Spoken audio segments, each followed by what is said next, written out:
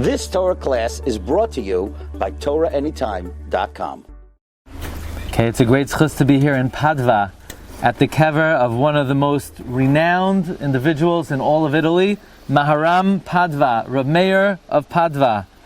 Reb Meir of Padua was the Talmud of Rabbi Yaakov Palek. Rabbi Yaakov Palek was the one who created a system of learning called Pilpul in Poland. Reb Meir Padua, Reb Meir Katzenellenbogen, by the way, I have a book at home that traces back near the lineage of nearly all Ashkenazic Jewry, comes from Maharam Padua. He was a friend of Shalom Shachna. He was a cousin of the Ramah. So the Ramah writes about him in a Tshuva and Siman Yud Ches. He says, Goin Oilam Zakein Ben Shmoinim L'Gvura. He is over 80 years old. Shekol Adam Nikram Etzlei Ketalmidim. All of Klal Yisrael are the Talmidim of Maharam Padua. The Ramah writes about him, Hagoin Hazakein Malei Chachma. The Marashdam says, Kol Divrei Harav Hamufla Maharam Padua Him Divrei Elokim Chayim. Ein Safek Shein Lahara Acharav. Now, Maharam Padua was born in 1482 in Prague. So he was born in Prague. How did he get to Padua? So he studies under Rabbi Yaakov Palek. Rabbi Yaakov Palek was the one who invented Pilpul. He travels to Italy to learn under Rabbi Yehuda Mintz. Rabbi Yehuda of Mintz was the leading scholar in Italy. After Rabbi Yehuda Mintz, Rabbi Yehuda's son, Avram of Mintz, takes over Rabbi Yehuda of Mintz. Avram of Mintz was so impressed with Maharam Padua that Avram Mintz gave Maharam Padua his daughter to marry. When Avram Padua passes away, Maharam takes over as the chief rabbi of Padua. We have tshuvas from him to the Svarno, to the Ramah, and his tshuvas are printed together with the tshuvas of Rabbi Yehuda of Mintz, Rabbi Avram of Mintz, and what's very interesting is, in the early editions of the Rambam, now this is very important, in one of the earliest editions of the Rambam, printed in 1550 by Alozio Giustiniani. Alozio Giustiniani printed the notes of Maharam Padua on the Rambam. Okay. Another competitor comes along, Marco, and the original printing of Maharam Padua was printed by Bragadini.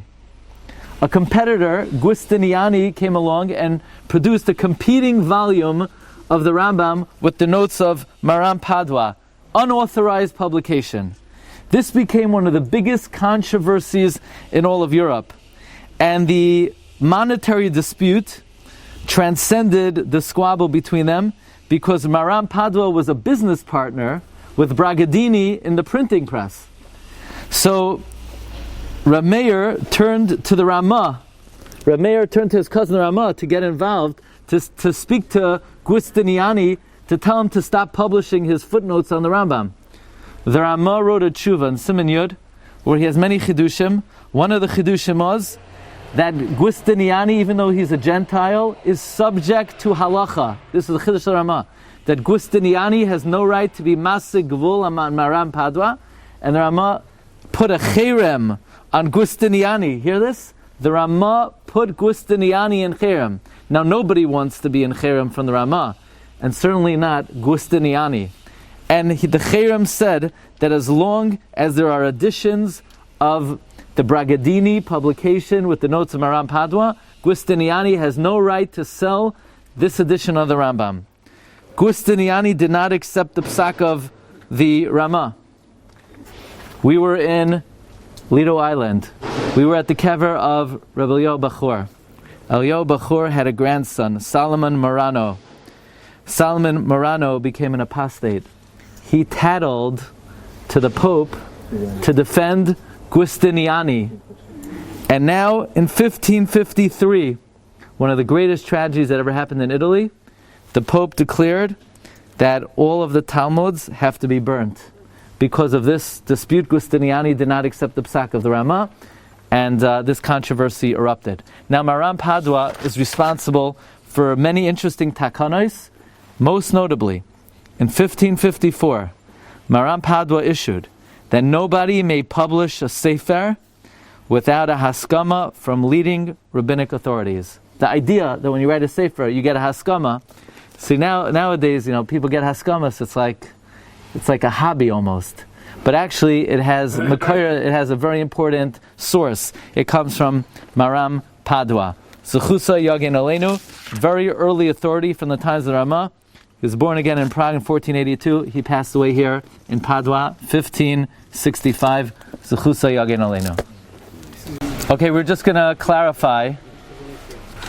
Okay, this older kever that says mayor here,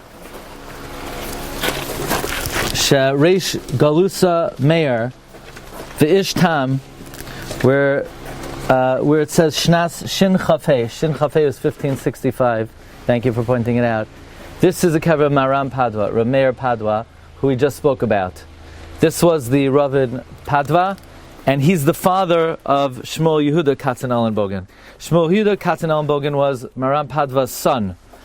Here it says Niftar Bishnas Nin Shun Beis Hey. Nin Shun Beis Hey was 1697. It's 1597. So this was the son of Maram Padua. Shmuel Yehuda Katz Ellenbogen was born here in Padua, but he passed away in Venice. Now, why did he pass away in Venice? Shmuel Yehuda Katz Ellenbogen became the chief rabbi of Venice in 1566. What's very interesting is there's a sefer. So the history of Maram Padua was he came from Poland. He was a student of Rabbi Yaakov Palek. He came to learn by Rabbi Yehuda Mintz. We're going to go to Rabbi Yehuda Mintz's kever. Rabbi Yehuda Mintz was the chief Rav in all of Italy. He was over 100 years old. Okay, we have a record that he did Birchas Hachama after age 100 even. Okay, his son was Avram Mintz. Avram Mintz took the Maram Padua as a son-in-law. Okay, Maram Padua's son was Shmuel Yehuda Katz Ellenbogen, and he became the chief rabbi in Venice. There's a sefer Drashos Mahari Mintz. Okay, everybody thinks it's Rabbi Yehuda Mintz. It's a mistake. It has nothing to do with Rabbi Yehuda Mintz. Rabbi Yehuda Mintz is not the father-in-law of Maram Padua, the grandfather-in-law of Maram Padua. Maram Padua's son is Shmuel Yehuda Katz Ellenbogen. The printers printed the drashos of Shmuel Yehuda Katz Ellenbogen with the title Mahari Mintz. Mahari Mintz, it's a famous sefer. Drashos Mahari Mintz was not written by Mahari Mintz. It was written by Shik. He was known as Shik. Shmuel Yehuda Katz Ellenbogen. Okay, so this is Maram Padua and his son Shmuel Yehuda Katz Ellenbogen. So we just want to say, what Rabbi Glatstein's first name?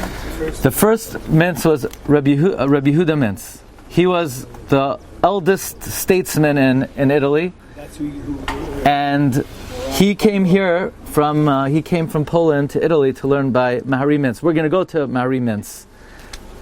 His son was Avram Mintz. Avram Mintz gave his daughter to Maram Padua. Okay, it's really a remarkable zchus. I've been here in Padua a number of times. I was never zocheh to get into this location. It's a tremendous privilege to be at the kever of literally one of the most mystical figures in all of Jewish Italian history, perhaps in all of Jewish history, Harav Moshe David Vali. Rav Moshe David Vali is considered the primary disciple of the Ramchal, although he's 10 years older than the Ramchal. And some say that he originally was the Ramchal's Rebbe in Kabbalah. Now, the Ramchal ultimately surpasses his own Rebbe. We mentioned the Rabach. The Ramchal's original Rebbe, Rabbi Shai Basson. Rabbi Shai Basson is a son-in-law of Rabach, Rabbi Binyamin HaKohen, who's the chief Mekubal in Italy. But even the Rabach ultimately comes to the Ramchal and recognizes the Ramchal's eminence in Kabbalah. Rav Moshe David Vali has a very important role in the Beis Medrash of the Ramchal. You could read in the official Takanos. The Ramchal's Beis Medrash had official Takanos. If you look in the letters of the Ramchal, Igeres Gimel, page Zion, that there were two members of the yeshiva that were appointed to be mashgichim in the yeshiva, and they all signed the official charter of the yeshiva. So in the Ramchal's official charter, the first signature, Rav Moshe Chaim ben Yaakov Chai Lutzato, Ramchal. Number 2, Rabbi Kusiel Gordon ben Yehuda Leib of Vilna. Kusiel Gordon of Vilna? Kusiel Gordon of Vilna came to Padua to study medicine. to become a doctor. We're going to learn the Ramchal didn't want to keep him in the association. How could you have someone studying medicine being part of the yeshiva? The Maggid came to the Ramchal and he said, no, he should stay in the association. The Ramchal said, could he continue to go to university? Yes, he should go. He should continue to study medicine, the Maggid said. And the third signature on the charter of the Ramchal's yeshiva, Rav Moshe David Vali ben Shmuel. When the Ramchal left Padua, because what we mentioned yesterday, because of the Cherem, Rav Moshe David Vali was the Mamala Makom of the Ramchal. Rav Moshe David was probably the most mystical in all of Italy, if not the most, second only to the Ramchal. Now, there are two Sfarim the Ramchal wrote in tandem with Rav Moshe David Vali. It almost boggles the mind. The names of the Sfarim are Sefer Vikuach and Sefer Pu'ula. Sefer Vikuach was written to be Mesakein Mechiras Yosef. The Ramchal and Rav Moshe David Vali wrote a Sefer to Mesakein Mechiras Yosef. Not only that, there was a third partner in the Sefer, the Shechina. They joined the Shechina in the Sefer to Mesakein Mechiras Yosef. And in the Sefer, they were trying to correct all the Chatam that were done from Adam Harishain ad Hayom Hazeh. Next Sefer, Sefer HaPu'ula. We could use that Sefer. Sefer HaPu'ula was to destroy all the Sonei Yisrael and to rebuild the third Beis HaMikdash. Now, Rav Moshe David Vali writes, many neshamos would visit him, seeking tikkun, and on Tes Vav Elul, the Aseres Hashvatim appeared to Rav Moshe David Vali, asking him for tikkun. Now, he said at his 26th birthday, his soul began to illuminate. In the secret associations Ramchal had, he brought in Rav Moshe David Vali and they would try to bring the Geula, and they would play a role. They would act out. Unbelievably, Rav Moshe David Vali, his role was to be Mashiach ben David. The Ramchal's role would be Moshe Rabbeinu. So the Ramchal was Moshe, and the Ramad Vali was Mashiach ben David. He wrote 7 volumes of polemic in Italian. But between 1747 and 1752, Rav Moshe David Vali wrote more than 1,800 pages of Chidushay Torah, al HaTorah, that is in manuscript form in the British Museum. Reb Chaim Friedlander, Mashgiach of Panovich, together with the Yid Yosef Spinner, they procured these manuscripts, and that's why today we have many of the writings of the Ramad Vali. I'm going to give you a little taste for some of the Chidushim of the Ramad Vali. He says there's 2 kinds of intellect. There's Chachma and there's Bina. Chachma is knowledge. Bina is the ability to extrapolate. Lahavin davar mitech davar. So the Gemara debates who's greater, Sinai or Oikar Harim. Someone who has wide-ranging knowledge or someone who has intellectual prowess to be able to distinguish and differentiate. Says Ramad Vali, in Sfardim, they have Chachma. That's why the greatest Chacham who ever lived was the Rambam. Maybe that's why Sfardim are called Chachamim. On the other hand, Pilpul is not for Sfardim. Pilpul is for Ashkenazim. Says Ramad Vali, why? Because Ashkenazim come from Germany. Germany is in the north. The north is the left side. If you're left-brained, you're sharper. So that's why Ashkenazim are sharper. But Sfardim have Chachma. Says Rav Moshe David Vali, what about Italkim? They have nothing. But if you come from Yerushalayim, so you're in the east, you have Avira Da'ara, and Ein Chachma K'Chachma Saretz Yisrael, you have both qualities. Next, says Rav Moshe David Vali, Christianity was predicted in prophecy to Rivka Yimenu. How? Rivka was told, listen to this Ayam and Eira, Rivka was told, Virav, the older one, Yavoid will worship, so Yavoid will serve Tzoyer, the younger one. Literally, Esav will serve Yaakov. No, Virav, the older one, Esav, Christianity, Yavoid will worship Tzoyer, a Jew. Hear this? Virav, the older brother, Esav, Yavoid will worship Esav, Tzoyer, a Jew. Says Rav Moshe David Vali, there's Italian in the Torah. There are words in the Torah written in Italian. I said, where? Any Kohanim? No Kohanim here. That's not a good question to ask in the Beis Olam. But we know that Kohanim, when they make a bracha, They say Baruch Atah Hashem Elokeinu Melech Asher Kiddushanu b'Tzvaysav, Asher Kiddushanu b'Kedushasai Shel Aharon. Hashem sanctified them with the Kedusha of Aaron. Never when we make a bracha do we say anything other than Asher Kiddushanu b'Mitzvaysav. Why do Kohanim say Asher Kiddushanu b'Kedushas Shel Aharon? V'tzivanu levarech es Ama Yisrael b'Ahava. Why is the word b'Ahava in the bracha? Why don't you say Al Natilas Lulav b'Ahava, Al Natilas Yadayim b'Ahava? Why Birchas Kohanim b'Ahava? Says in Moshe David Valley, it says in the Torah, the Kohanim have to bless the people, Emor Lahem. Emor, Rabbi Kruger, how do you say love in Italian? Amore. Emor Lahem, with love. That the Kohanim were commanded to bless the people, Emora, with love. Therefore, part of the mitzvah d'oraisa, if a kohen says Birchas Kohanim, and it's not bi'ahava, nothing. Where does it come from? Emor. Part of the Torah. There were Italian origins in the Torah. One more. Moshe Rabbeinu is told, Shlach yadcha ve'echaz b'znavai. Stick out your hand and grab the tail of what? The nachash. What's the tail of the nachash? The last letter of the nachash is shin. Moshe Rabbeinu is told to use his yad. What happens when you combine yud, yad, with a shin? Shakai. From here we learn, when you have problems with misa, with the nachash, you combine yud dalid and shin, shakai. That's why, says Ramesh David Valley, Yoshev b'seiser elyon b'tzel shakai yislainan. That's the source, that's the root of how shakai is mevatel misa. Schusa yogin aleinu b'al kol Yisrael. We're here in Padua, where these are streets that the Ramchal walked. Likely the Ramchal prayed in this synagogue. And we're going to play a little game. Okay, Rabbi Yisrael Salanter once remarked, it's easy to write a book like the Noid B'Yehuda. It's much harder to write even one page of Mesilat Yesharim.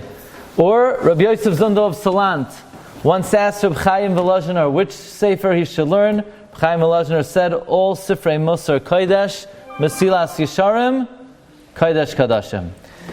You could even make the case, perhaps, of any sefer ever written after the time of the Gemara, maybe the Shulchan Aruch. The most influential sefer in the history of the Jewish people is Mesilas Yesharim. Now, we mentioned Mesilas Yesharim had a hard time here in Italy. He was put into cherem, primarily by the chief rabbi of Venice, Rabbi Yitzchak Pacifico. Now, Rabbi Yitzchak Pacifico was a heavyweight rabbi. When the Orach Chaim HaKadosh came to Italy, he got a haskama on Orach Chaim HaKadosh from Rabbi Yitzchak Pacifico. Rabbi Yosef Irgaz opposed the Ramchal. The rabbi of Alcona, if you on the outside of the shul you see the names, are all Morporgo. Rab Shamshin Morporgo also opposed the Ramchal.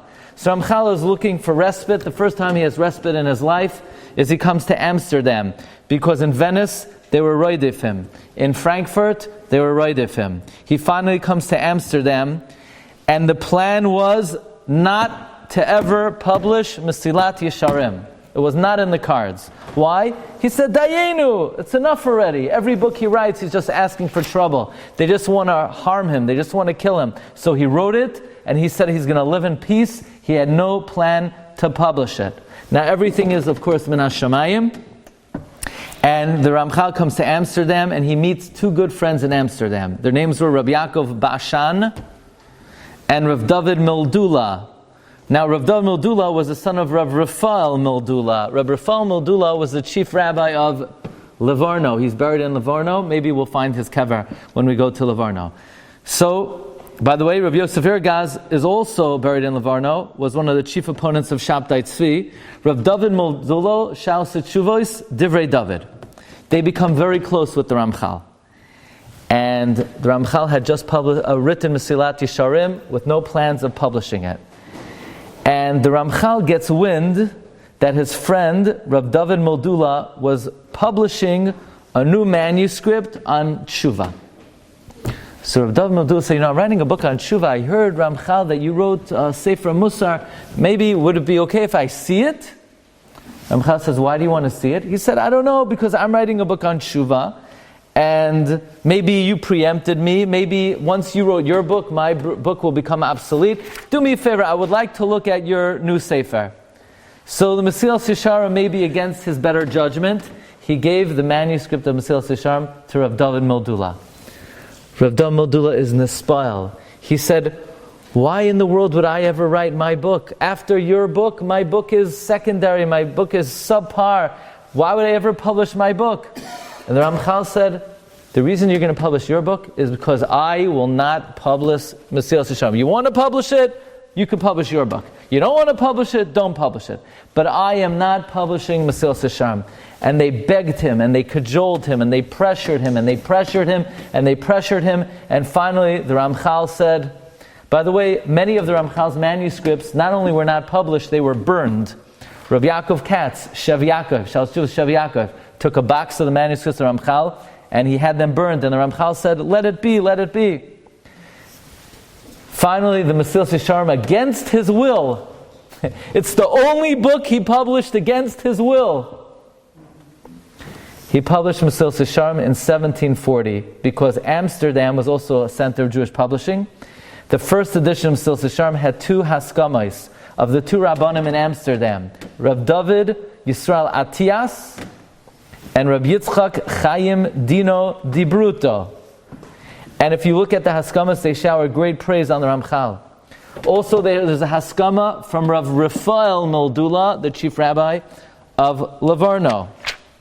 Now, Rabbi Yaakov Bashan writes in his Hakdama that if there was ever a gadol that you could make a bracha on him, shachalak mechachmasai lireav, it would be Rabbi Moshe Chaim Lutzato. And as you saw on that production, I just want to make one slight amendation. When the Gaon of Vilna read Mesilas Yesharim, he was so astonished by the greatness, he said, if the Ramchal would have been alive in his lifetime, he would have walked all the way from Lita to Padua. Now this is the Gaon. The Gaon did not waste time. The Gaon at the end of the year would say vidoy on the number of minutes that he lost out from Liman HaTorah in the course of the year. The Gaon at the end of his life, when his sister came to visit him, he spoke to her and then he cut the conversation short. He said the beard is getting gray. He's being beckoned by the next world. The Gra says that he would have walked barefoot to hear the words of the Mesilas Yesharim. So it was asked before, at what point in time did the Mesilas Yesharim, did the Ramchal become acceptable in normative Jewish perspective? Probably the comments of the Vilna Gaon had a lot to do with this. But, there's a question why the Gra said that only the first 11 chapters of Mesilas Yesharim were written Baruch HaKodesh. What about the rest of it? The rest of it wasn't written Baruch HaKodesh? So Rav Shach said like this. Rav Shach said the truth is the entire Mesilas Yesharim was written Baruch HaKodesh. However, the Mesilas Yesharim is based on the Brisa of Rav Pinchas ben Yair. Torah mevil l'idei zehiros, zehiros mevil l'idei zrizos, zrizos mevil l'idei nekios, nekios l'idei prishos, prishos l'tahara, and ultimately to Ruach HaKodesh. The Gra had a different girsa in the Brisa than the Ramchal. So he only would acknowledge where the Ramchal's commentary coincided with his girsa. After that, although it was written Baruch HaKodesh, the Gra had a different gersa. So this is, we're walking the streets of Rav Moshe Chaim Lutzato, who was, of course, ultimately he died in a plague, and according to tradition, he's buried in Tiberia, which is the city where Mashiach will reveal itself, right next to the great Tana, Rabbi Akiva. So, Zechusam Yagin Aleinu. Okay, I think we could say, Manoira HaMakom Hazeh. This is the Makom that tradition has it. The cemetery, an older cemetery, was moved here in Hey Tafshin Tesvav, 1956. And the old cemetery, the bones were brought here, as it says on the sign, Lefi HaKabbalah Shabiyadenu, Beineim Hoat Samais, Don Yitzchak Abarbanel, Umahari Mintz, Rabbi Yehuda Mintz, Zechusam Yagam Aleinu. It's hard to capture the lifetime of such a great personality in a few moments. The Abarbanel, of course, was the finance minister of King Ferdinand and Queen Isabel, and he was given the only allowance to remain in the country to be able to assist them. But as a Roya Neman, the Abarbanel went into Golus with his brethren in 1492, and he's wandering. He comes finally to Italy in the year Geirim, 1493, the year Geirim, 1493. He comes to Naples in 1493. He then comes to Monopoli in the south of Italy, and finally in 1503, the Abarbanel comes to Venice. And in Venice, here in Italy, the Abarbanel completes many of his unpublished works. He wrote a trilogy on Mashiach, Yeshua is Mashiachai, Mayone HaYeshua, Mashmiya HaYeshua. He writes many interesting things about what he saw here in Italy. He writes in his commentary to Pirkei Avos that when he came to Italy for the first time in his life, he saw something called a rabbi. In Spain, there's no concept of rabbi. He says, where does rabbi come from? Acharei boili Italia matzasi shenaspashet haminog lismoich layadati meyayin bahem lahem heter. Where does smicha come from? Imloi shekanu midarchei ha'amim ha'asuyim daktar. There's a university in Padua. They had doctors, so they also ordained rabbis. The Abarbanel wrote a great work on the Haggadah, Zevach Pesach. There is a kitzur of the Zevach Pesach called Tzli Eish. Who wrote Tzli Eish? Rabbi Huda Aryeh of Modena. Now, the Abarbanel saw in his wandering, in his exile, a great hashgacha pratis when he came from Spain to Italy. He writes in a letter, Kol hayamim shayisi b'chatzer samalachim. All the years I worked in high government. I didn't have time to learn. So even though I had power, I had prestige, I had wealth, I didn't have time to learn. V'layadati sefer, I couldn't open up a book. Ki chalisi b'hevel yamai ushnoisai b'bahala. I expended my days in emptiness. La'asois oisher v'chavoid.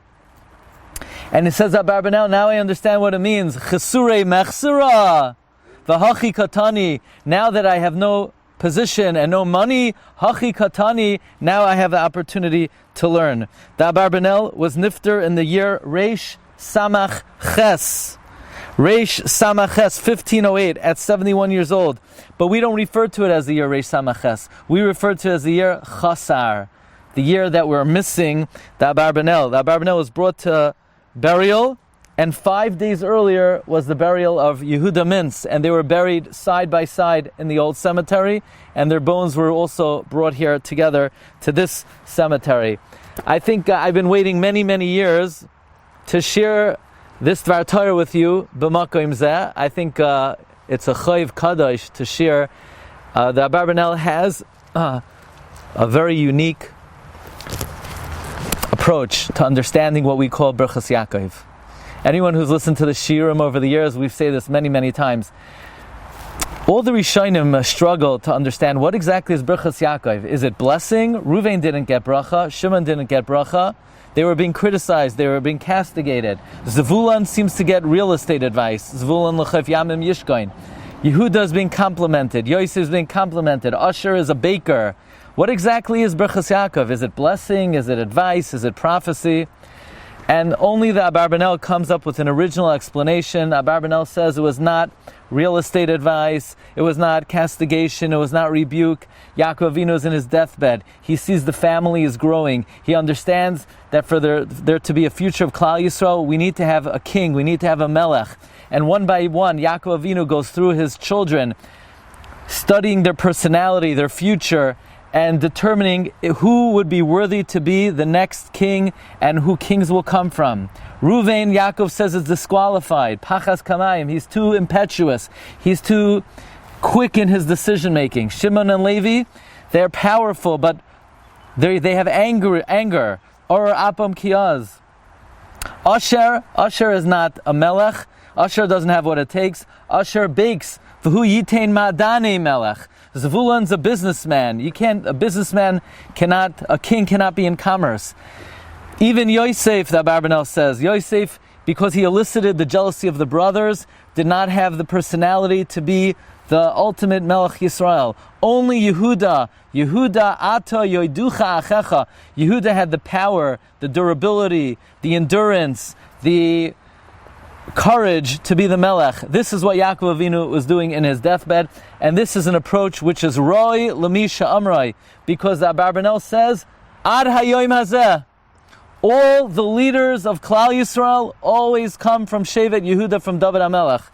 And one thing we know about the Abarbanel writes in many of his Svarim, that he is Choiter Migeza Yishai, that he himself was a shoot from the great trunk of Yishai. Abarbanel writes in Sefer Malachim, Mizera David, I am from the seed of David, Nagidu Metzave Le'umi Mishoiresh Yishai. Says Abarbanel, all the Gedolei Yisrael from the time of Yehuda, Ad Hayoim Hazeh, always come from David HaMelech, from Shevet Yehuda.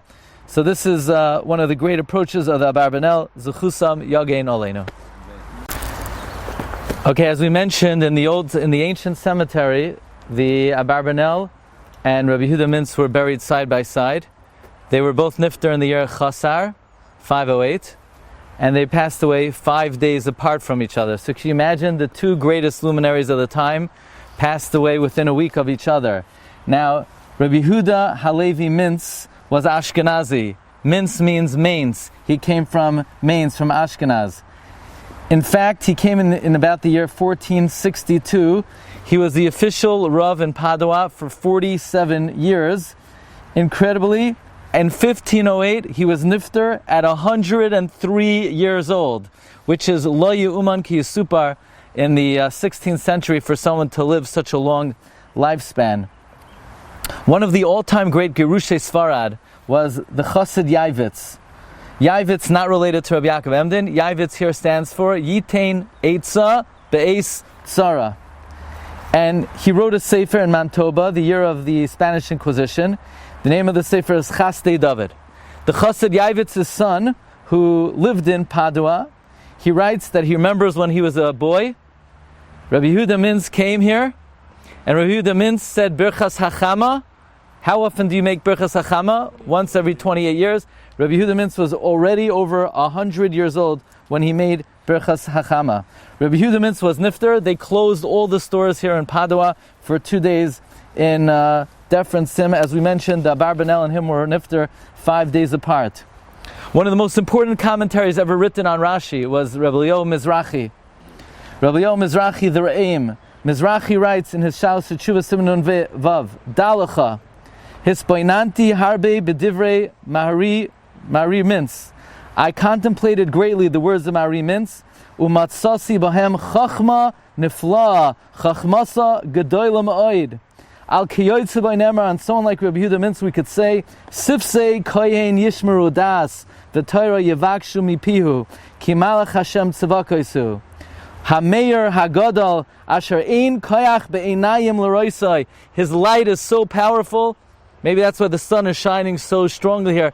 It's not possible for the human eye to see him, to gaze at him. Im yimtza ish oimetz levavai l'eschazei kenegdei l'stakobai. If somebody would even attempt to gaze at Rabbi Yehuda Mintz, einav techena meira'ois v'yavsid oiroi v'hadarai. I think this was the strongest the sun has been since we've been here in Italy. L'kavod Rabbi Yehuda Mintz, that the Mizrahi says about him, that anyone who would try to look at him, it's like looking in the sun. Now, one of the great Rabbanim in Padua in the 19th century, Rav Mordechai Shmuel Gerundi, he wrote one of the first works of history about all the Chachamim who lived here in Padua and in Italy. He says about Mari Mintz that aside from his godless and Torah, he's the Gadol Adar, he was also a great philosopher. And you may be surprised that there's a very prestigious university here in Padua. Rav Mordechai Shmuel Gerundi says Rabbi Yehuda Mintz was the professor of philosophy here in the University of Padua. Most of the Christians were his student. Now Rabbi Yehuda Mintz was succeeded by his son, Rabbi Avram Mintz. Rabbi Avram Mintz's daughter married Maram Padua and Rameir Katzenellenbogen. After Rabbi Yehuda Mintz died, almost all of his writings were destroyed. His grandson found 16 of his tshuvos, and in the Maram Padua published the tshuvos of Mari Mintz in a sefer called Seder Gittin V'Chalitza. So Rabbi Yehuda Mintz He was 103 years old at the time that Abarbanel passed away at 71 here in Padua in the year Chasar. We lost these two great luminaries, Don Yitzchak Abarbanel and Rabbi Yehuda Mintz, Zechusam Yagein Aleinu. Okay, good afternoon everyone. There's a big klal when it comes to Kvarim. Not every piece of information about the Gadol do you say at the Kever. In fact, some of the most interesting material we reserve dafka not at the Kever. And with that introduction, I want to tell you a little bit about the son of Rabbi Yehuda Mintz, Rav Avram Mintz, the father-in-law of Maharam Padua, Rav Meir Katzenellenbogen. The Shalshelas HaKabbalah, Rav Gedalia ibn Yachya, who we mentioned, the Chida, whose yahrzeit is today? Yeah, the Chida. The Chida says is not a reliable sefer, but we'll quote from it nevertheless. He brings down that Rabbi Avram Mintz got embroiled in a halachic controversy with Rabbi Yaakov Palak. Rabbi Yaakov Palak was the one who invented pilpul. Pilpul is sort of intellectual acrobatics, not the pilpul that we have today, which is more based on firm principles that the Rishonim set forth. This was just mental gymnastics, just for the sake of sharpening limud. It was a halachic controversy that took on a life of its own. There were two Jews in Bologna, where we're going to go later, and more than 100 Rabbanim offered opinions about it. Rabbi Avram Mintz and Rabbi Yaakov Palak took up different sides. Okay, now, this was not Rabbi Yaakov Palak's first controversy with the Mintz family. There was already a major machlokes between Rabbi Yaakov Palak and Rabbi Yehuda Mintz that I'm going to tell you about now. In about the year 1490, Rabbi Yaakov's widowed mother-in-law. Okay, you ready? You could tell that this is up to a big controversy, okay? Not just the widowed mother-in-law of Rabbi Yaakov Palak gave one of her daughters, who was a katana, a minor, to marry to a man by the name of Rab David Zener, a promising Talmid Chacham. Very soon after the marriage, the mother-in-law regretted the idea. First of all, Rab David was much older than her. And as everybody knows, the famous statement of Chazal, no, I'm just joking, it's not Chazal, Mark Twain, behind every great man stands a surprised mother-in-law.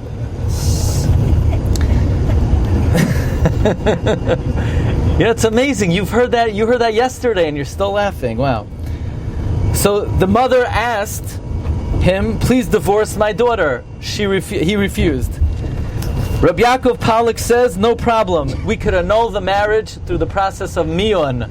Miyun is that if you marry off a girl as a katana, and it's not the father marrying her off, but it's the mother or the brother, she could just articulate her dissatisfaction with the marriage, and you don't need a get. After the annulment, the local Rabbanim and the scholars, they protest against Rabbi Yaakov because, number one, Rabbi Yaakov Palak's Rebbe, Rabbi Menachem of Merseburg, was a recognized authority, lived more than 50 years earlier, already said, Klal Yisrael no longer performs miyun. We don't do miyun anymore. One of Rabbi Yaakov's biggest opponents was his own Rebbe, Rabbi Yaakov Margolius of Nuremberg. He put his Talmud in Cherem. We were talking about Charamim. Rav Yaakov Margolius of Nuremberg put his Talmud, Rav Yaakov Palak, in Cherem. Rav Yaakov Palak did not relent, and he told his sister-in-law, you get rid of this guy, David Zener. You do miyun. It created a tremendous controversy. Rav Yaakov Palak was put in Cherem. Rabbi Yehuda Mintz was consulted. He censored Rabbi Yaakov Palak. You could see in Shuvas Mari Mintz, Shuvah Yud Gimel, he advises him. He says, Rabbi Yaakov, you need to go to the grave of your Rebbe and ask for Mechila. Comes Rav Moshe Isserlis, student of Rabbi Yaakov Palak, and he said his Rebbe was right. We still do miyun. Who said you can't do miyun anymore? So you have Rabbi Yehuda Mintz, Rabbi Yaakov Margolius, Rabbi Yaakov of Merseburg, against the Ramah and Rabbi Yaakov Palak. Well, there are a lot of hard feelings here. Rabbi Yaakov Palak decided, he left Prague, he comes to his native Poland, he becomes the chief rabbi of Krakow, and he gets to Krakow and he becomes embroiled in a machlokes with Rabbi Avram Mintz.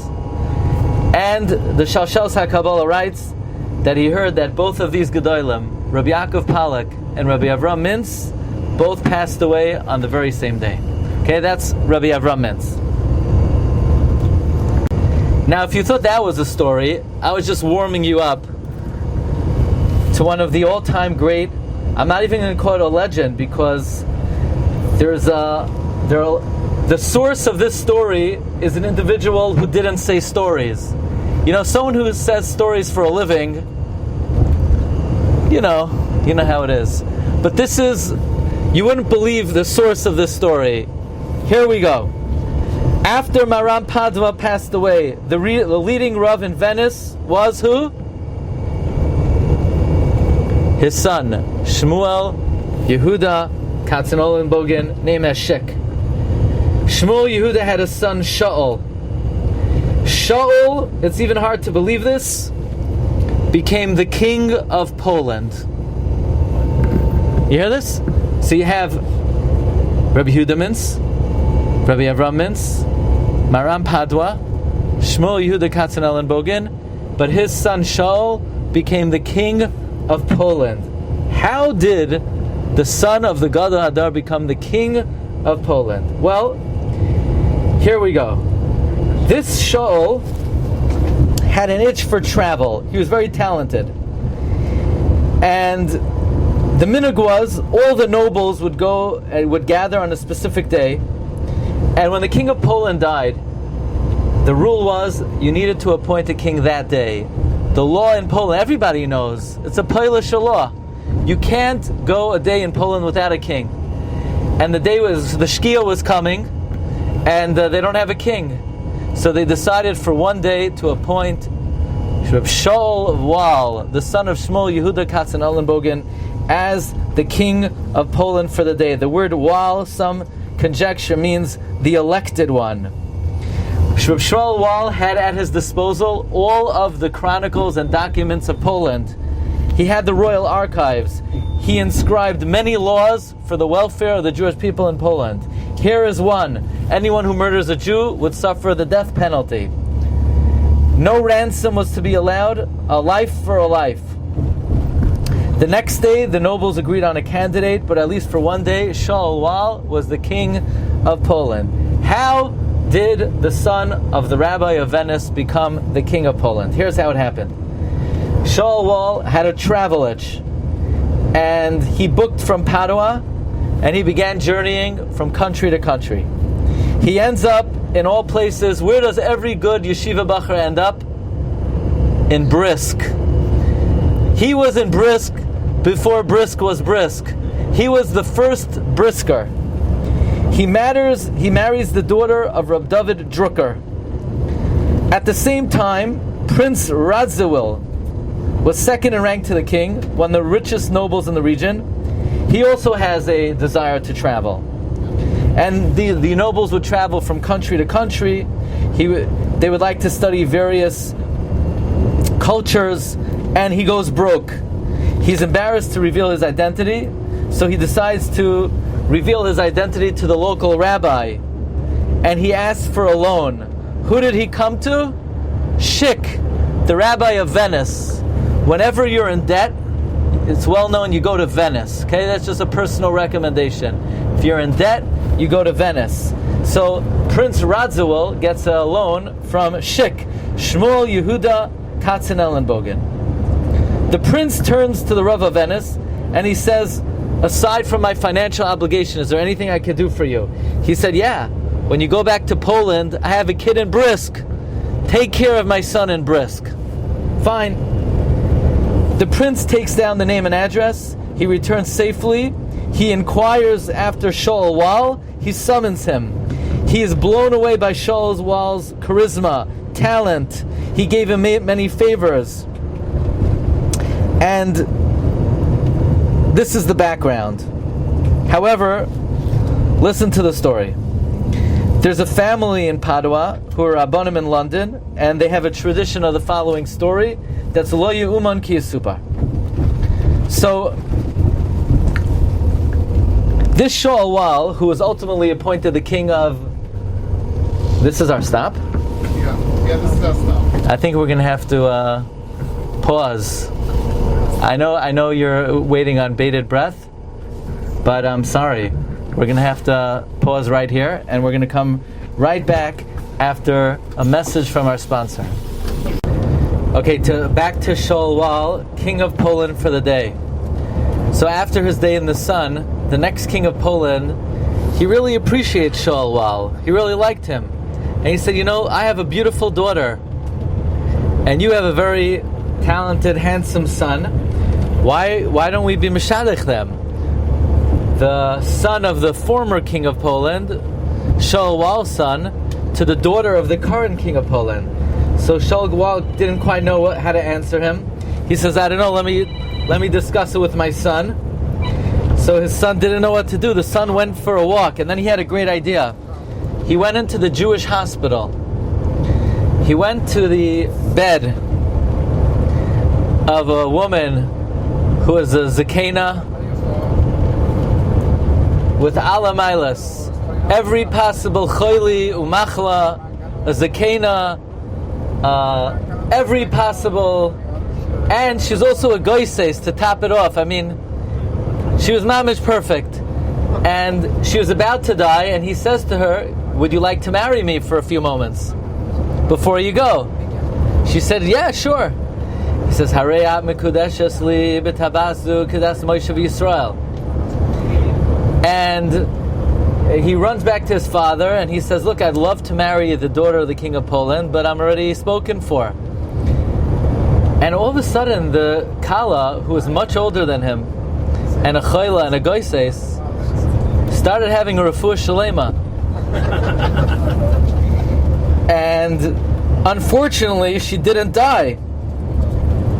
So he comes to her, he says, you're a nice lady, I appreciate the service, but I'm going to have to give you a get. She said, why? What's wrong with me? He says, I want to have children. She said, no, what's the problem? You're old. No, so what? What's the nafkamina? And they brought the Shaila to the Ramah. And the Ramah says to him, why do you want to give this nice lady a get? He says, I want to have children. She says, no problem, I'll give you children, she says. I could have children for another couple of years. He says, I want to have a lot of children. She says, fine, I'll give you 5 children. He says, no, I want to have 10 children. The Ramah says she can have twins each time. The Kachava, this woman had 5 sets of twins, and they stayed married, and her name was Frankel. And that's where the name Te'umim Frankel comes from. Te'umim Frankel. The Baruch Tam came from this family, from this woman who the Ramah gave a bracha to. Who said over the story? Rav Aaron Leib Steinman. Seichas the bracha. Ilmale Amra, if he wasn't the one who said it, who could have believed such a story? So there you have it. Rabbi Yehuda Mintz, Avram Mintz, Maram Padua, Shmuel Yehuda Katzenellenbogen, Shaul Wal, and his son, who ultimately married the woman in the hospital, from which came 5 sets of twins, and ultimately Rav Baruch Te'umim Frankel. You heard it here in Italy, Avir Tours 2024. Welcome everyone. Thank you, Rebecca, for taking us to the Lamprunti house. Rabbi Yitzchak Lamprunti was one of the greatest rabbis ever to live in Italy. He was born in 1679. The Lamprunti family came from Turkey, from Istanbul, and Rabbi Yitzchak Lamprunti, as a young child, was somewhat of a wonder child. So his father paid for private education for him at the age of 6 years old already. But then his father passed away, and his mother continued his education. Rabbi Yitzchak Lamprunti is responsible for one of the most astounding works ever written. It's called Pachad Yitzchak. Now, the name Pachad Yitzchak is familiar to everybody, because everybody knows Pachad Yitzchak from Rav Hutner. This was the first Pachad Yitzchak Harishain. It's literally the name, so to speak, bespeaks the feeling you have when you look at it. It instills Pachad in you that a human being was capable of writing the largest encyclopedic work ever written on Talmud Bavli.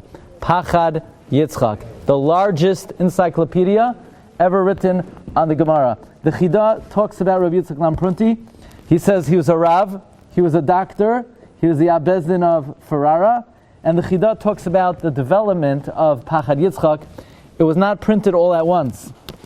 So I have over here a record of the way the Pachad Yitzchak was printed in 1750, Chelek number 1, on the letters Aleph and Beis.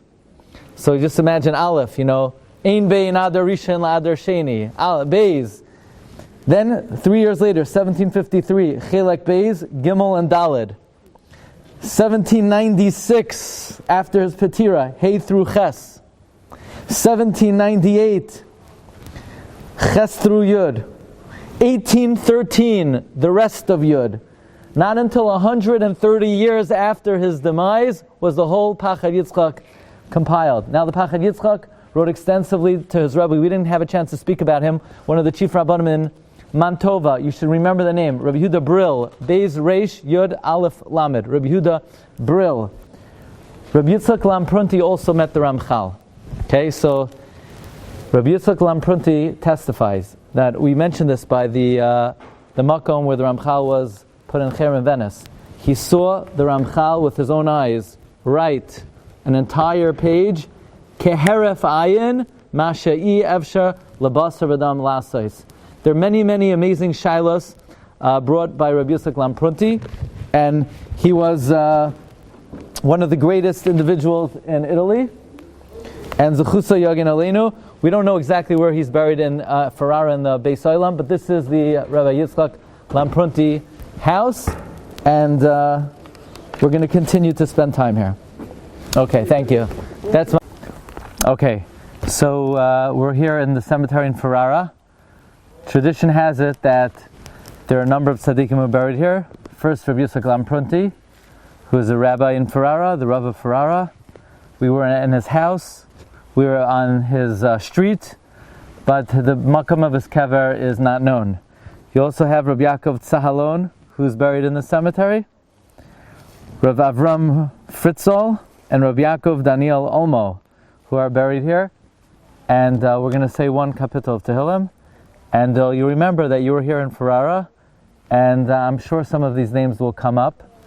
And there's chush should be Megan on Klal Yisrael. Okay.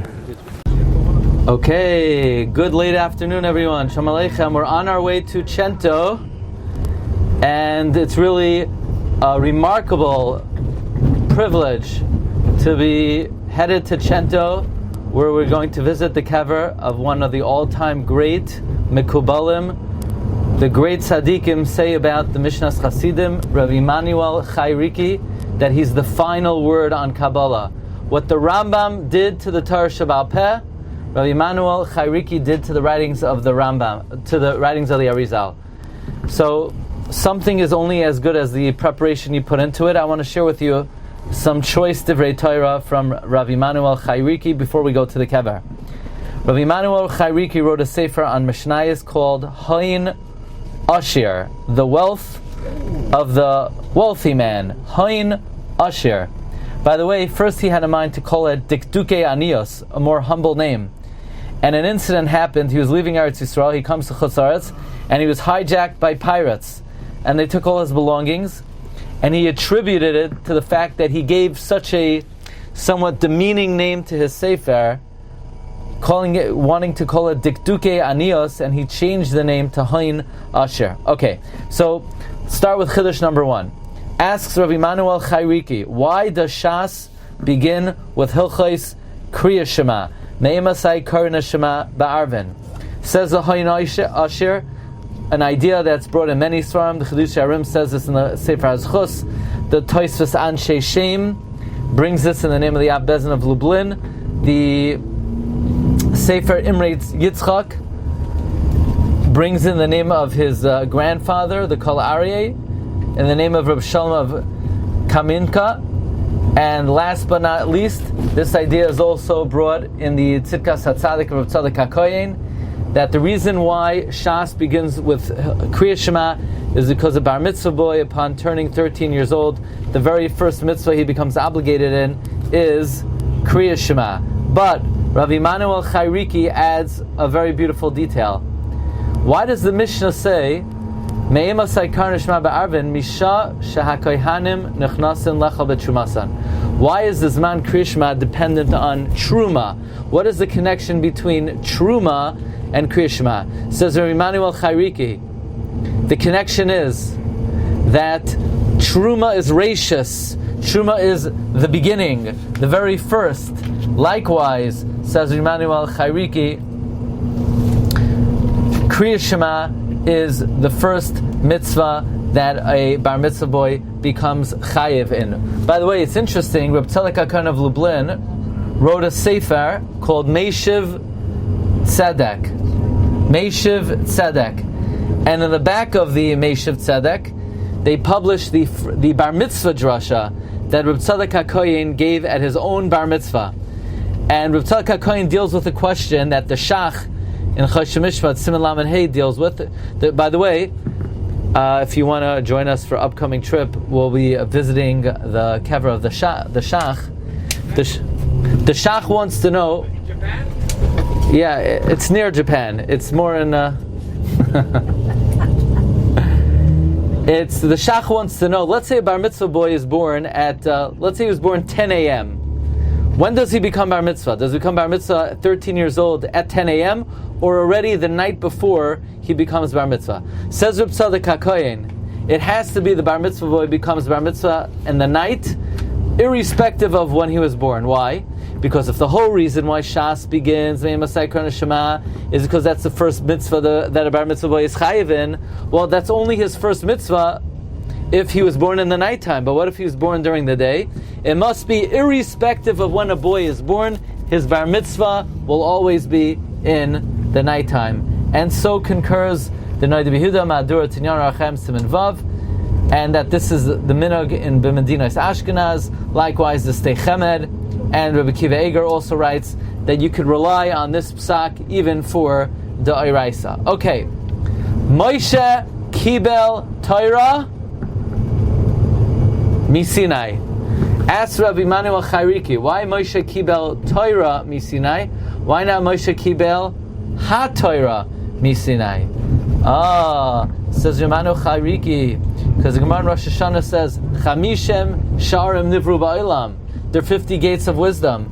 Kulam Nitnu LaMoshe Chasar Achas. They're all given to Moshe except for one. So therefore it doesn't say Moshe Kibel HaTorah,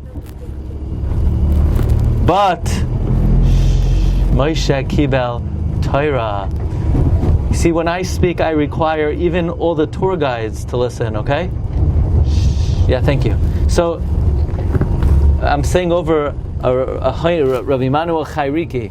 Emanuel Chayriki says, that's why it says Moshe Kibel Torah, not Kibel HaTorah. And finally, Al Shloisha Dvarim Ha'olam Oimed, Al HaTorah, V'al HaAvodah, V'al Gemilas Chasadim. Ask Rabbi Emanuel Chayriki, Torah Lashon Yachid, Avodah Lashon Yachid. Why is Gemilas Chasadim Lashon Rabim? He says very simply, Torah you can learn on your own. Tefillah you can daven on your own. Gemilas Chasadim, you need a noisein, you need a makabel, you need a giver, you need a recipient. Therefore, the Tana uses a Lashon Rabim, Gemilas Chasadim. Some Divrei Torah from Rabbi Emanuel Chayriki, Be'ezus Hashem, will be zoicha to daven at his kever. All the tefillah should be niskabel, barachmim, v'ratzayin. Okay, Manoira, Hamakom Hazeh, we're here in Chento at the kever of one of the all-time great Mekubalim, Rabbi Emanuel Chayriki, who lived from 1688 to 1743. He was born in Ferrara. He was mechaber many svarim, choyshev machshavos on Tanakh, Maaseh Choshev on the Melechas HaMishkan, these parshiyos. Hayin Ashir, we spoke on the bus, on Mishnah. Chazot Sion on Tehillim. But he is acclaimed for writing the Mishnah's Chasidim, as the Rav Bornstein mentioned, Mishnah's Chasidim, what the Rambam did to the Torah Sheba'al Peh in his magnum opus, Mishnah Torah. the Mishnas Chasidim, Rabbi Emanuel Chayriki, did to the writings of the Arizal.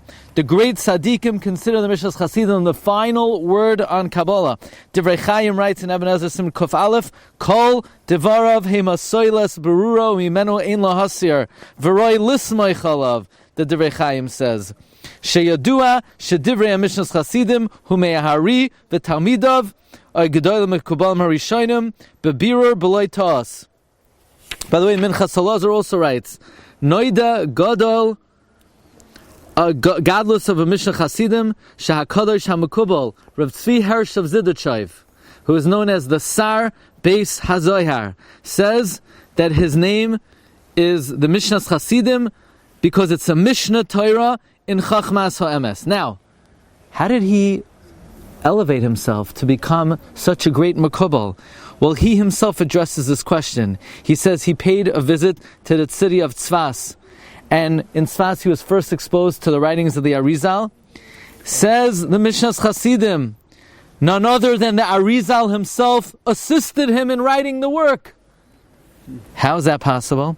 Says Mishnas Chasidim, I was mishtateach on the kever of the Arizal. I prayed and I begged in the zechus of the Ari, he should watch over me to help me understand his teachings. Ba'alav imi l'sayeni, the soul of the Arizal, assisted me in writing the Mishnas Chasidim. The Chida writes about Rav Emanuel, he says, Misnag b'chasidus v'shamati, that 22 years the Mishnas Chasidim fasted b'mei hachol. 22 years the Mishnas Chasidim fasted during the week. So he wrote a summary, a kitzur of the Mishnas Chasidim, which he said is the neshama of the Mishnas Chasidim. He called it Yoshar Levav. So I just want to give you a little bit of a glimpse. You see over here on the kever that Rafal Emanuel Chayriki, Harav Hamuvak Hamakubal, just to give you a little bit of a flavor for his personality, he says, I'm going to translate. Why do you probably wonder, why am I always quoting Eliyahu Hanavi in my drashos? You know why I always quote Eliyahu Hanavi? Is so that I should be zoicha when I call out to him, that he should illuminate my soul in the secrets of the Torah, after Hashem showed me Eliyahu Hanavi in the year I wrote the Sefer Masei Choshev, and I asked Eliyahu, explain to me the Lashon of the Zohar. And Eliyahu said, would you like to see Olam Haba? And I said, yes. And then I woke up. And on that year, I was zoicha to see Yoina ben Amitai, the Tinoik that the Tzarfis brought back to life, and he is none other than Mashiach ben Yosef. Now, to get a full picture of the personality of the Mishnas Chasidim, you got to hear this. Mishnas Chasidim wrote a commentary on Tehillim called Chazat Tzion. Says the Mishnas Chasidim, what's the last word of Tehillim? Who knows? The last word of Tehillim? Hallelujah. What's the first word of Tehillim? Ashrei. What's the gematria of the word Hallelujah? 86. Plus the aleph of the first, he says, if you take Hallelujah plus the aleph, it's the same gematria as Yehuda ben Bava. Okay? Which is a remez to David, who comes from Shevet Yehuda, and Tehillim is the gateway to enter the Shar HaShamayim. Why is Rabbi Emanuel Chayriki saying that Tehillim is a remez to Yehuda ben Bava? So if you look in the last page of the Chazat Tzion, there's a eulogy written by Rabbi Emanuel's son, about Rabbi Emanuel's son, who wrote a hesped for his father. And Avram Shmuel, his son, recorded that he said his father would record his dreams. And his father writes that it was either Av or Elul. And he says, I don't remember clearly when it was. It was in the year Tavkuf, 1740, 3 years before his Patira. Rav Emanuel had a dream, and he saw himself being killed al Kiddush Hashem. And then in the end of Elul, he had another dream, and they told him that his son had the neshama of one of the Tanoim. And at that point, Emmanuel said, I wanted to ask, well, once you're letting me know who my son is, who am I? And he was about to ask the question, and Shamayim told him, you? Don't ask that question. You're Yehuda ben Bava, one of the Asara Harugei Malchus. 3 years later, he was planning on returning to Eretz Yisrael. At the age of 55, he was attacked by 4 hooligans. They slaughtered him, and they killed him like he saw in his dream. And he died al Kiddush Hashem. And he was not found by the people in this city. He was found by the community of Modena 6 days after his death, and they brought him to burial over here in Chento. And even though it was 6 days, his body was complete. And Gufay Tahar B'chol Minei Tahara Zechusa Yagen Aleinu, the one who codified all the writings of the Arizal. Okay, it's a great privilege. We're here outside of the city of Chento. We're in Pieve di Chento, near Bologna, near Chento, where the Sforno is laid to rest. The Sforno was born in Cesena, Italy, and he was a scholar in Rome for 30 years. The Sforno is best known for his commentary on the Chumash, but he also wrote a commentary to Tehillim, Perkei Avos, and amazingly he dedicated his commentary to Shir Shiurim and Koheles to King Henry II of France. He wrote a philosophical work, Or Ha'amim, which he translated into Latin, and he sent it to King Henry. He was well versed in many disciplines. He attended university, studied math, philosophy, medicine, and received his degree in 1501. But what many are not familiar with is the Sforno was also a very noted posek. Look in Shas Tshuvas Maharam Padua in Tshuva Memches, where the Sforno has a tshuva, and I want to share with you one amazing tshuva that the Sforno has regarding here in Italy. There was a controversy. There was a kohen who was married for years to a woman, and some Levi started to tumult that the wife of the kohen was a grusha. What happened? What happened was there was a boy and a girl who were engaged, and as they were about to get married, the girl got wind that the boy was a meshumad.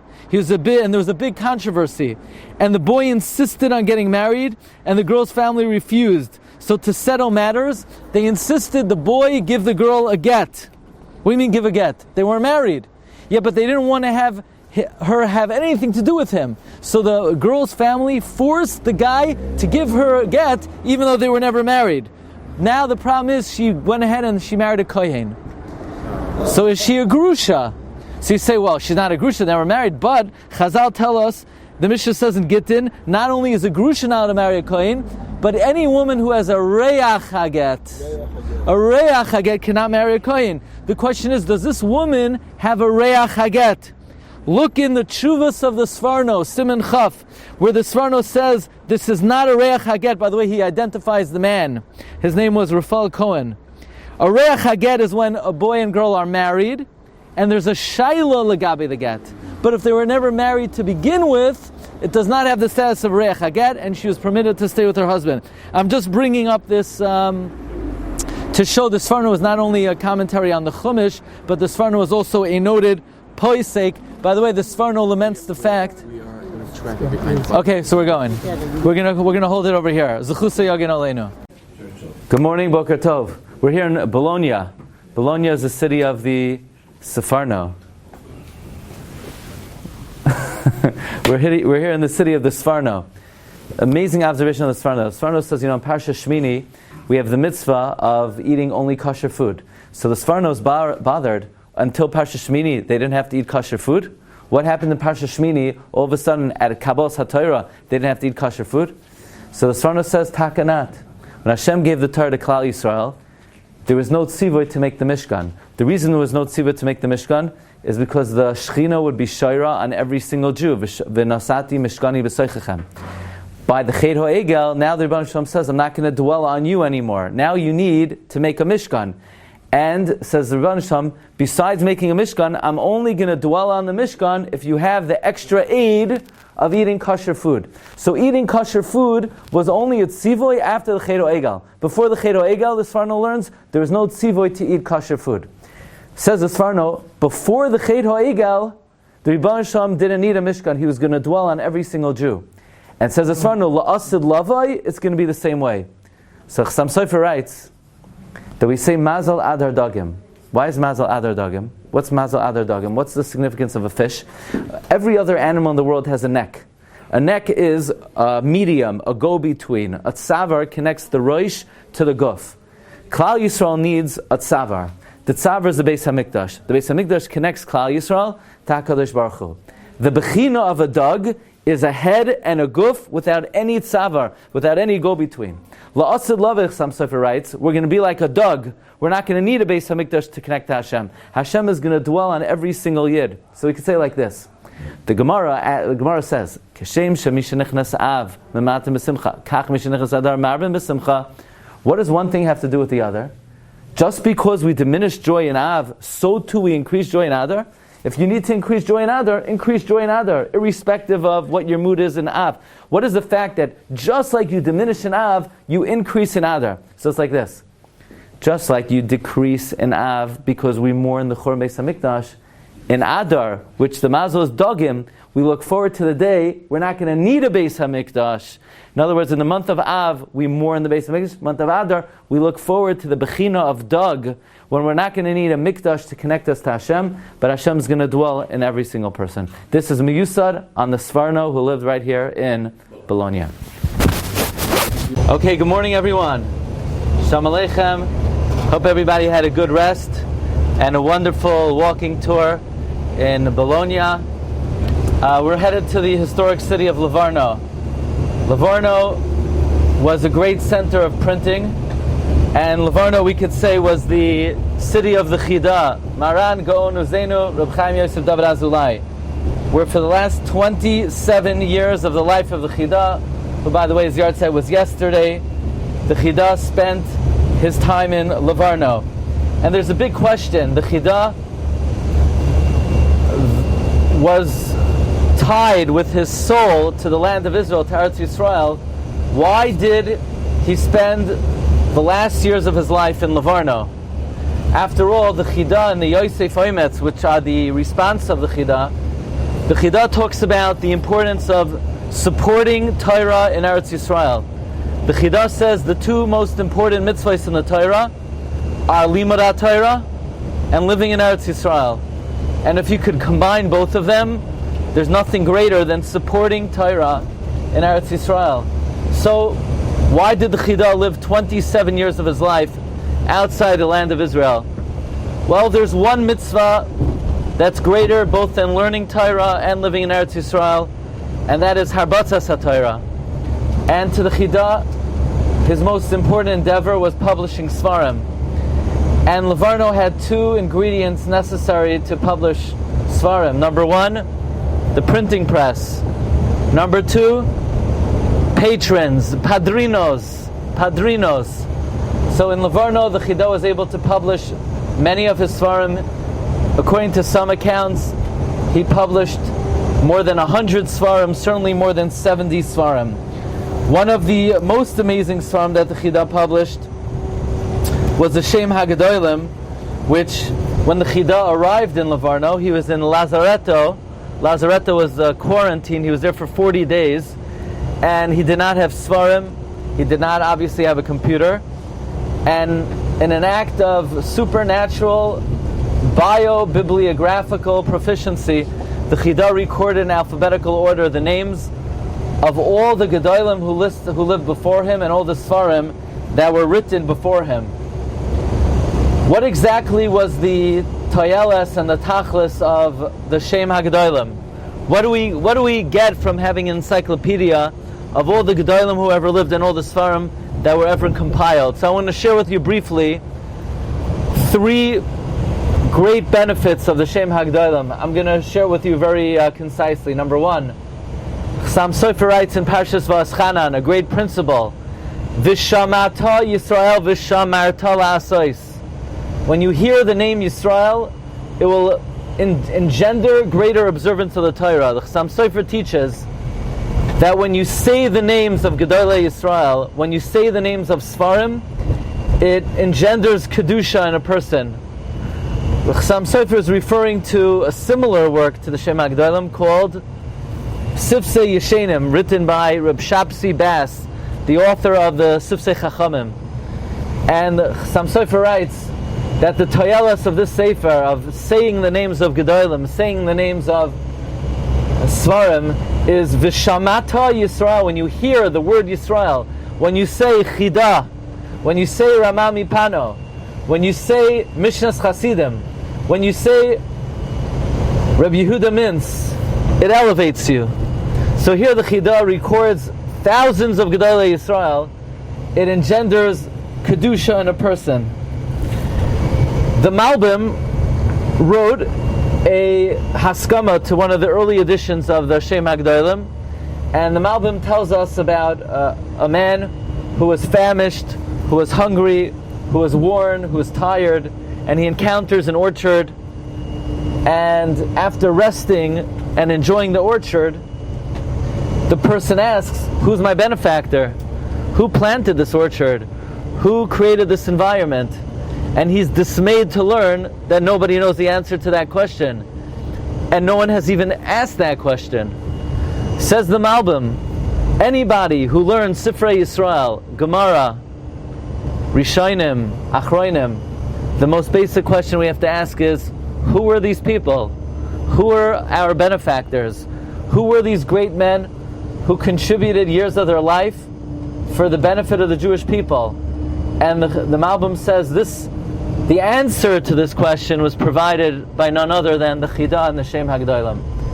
I would like to share with you an original offering, one of the benefits perhaps of the Shem HaGedolim, another idea. If you look at Masechta Brachos, Rabbi Kiva Eger quotes all the times in Shas that Rashi says, I don't know. Look in Brachos Chafei Amud Beis. Rashi says, V'ani lo yadati, I don't know. I can't explain this.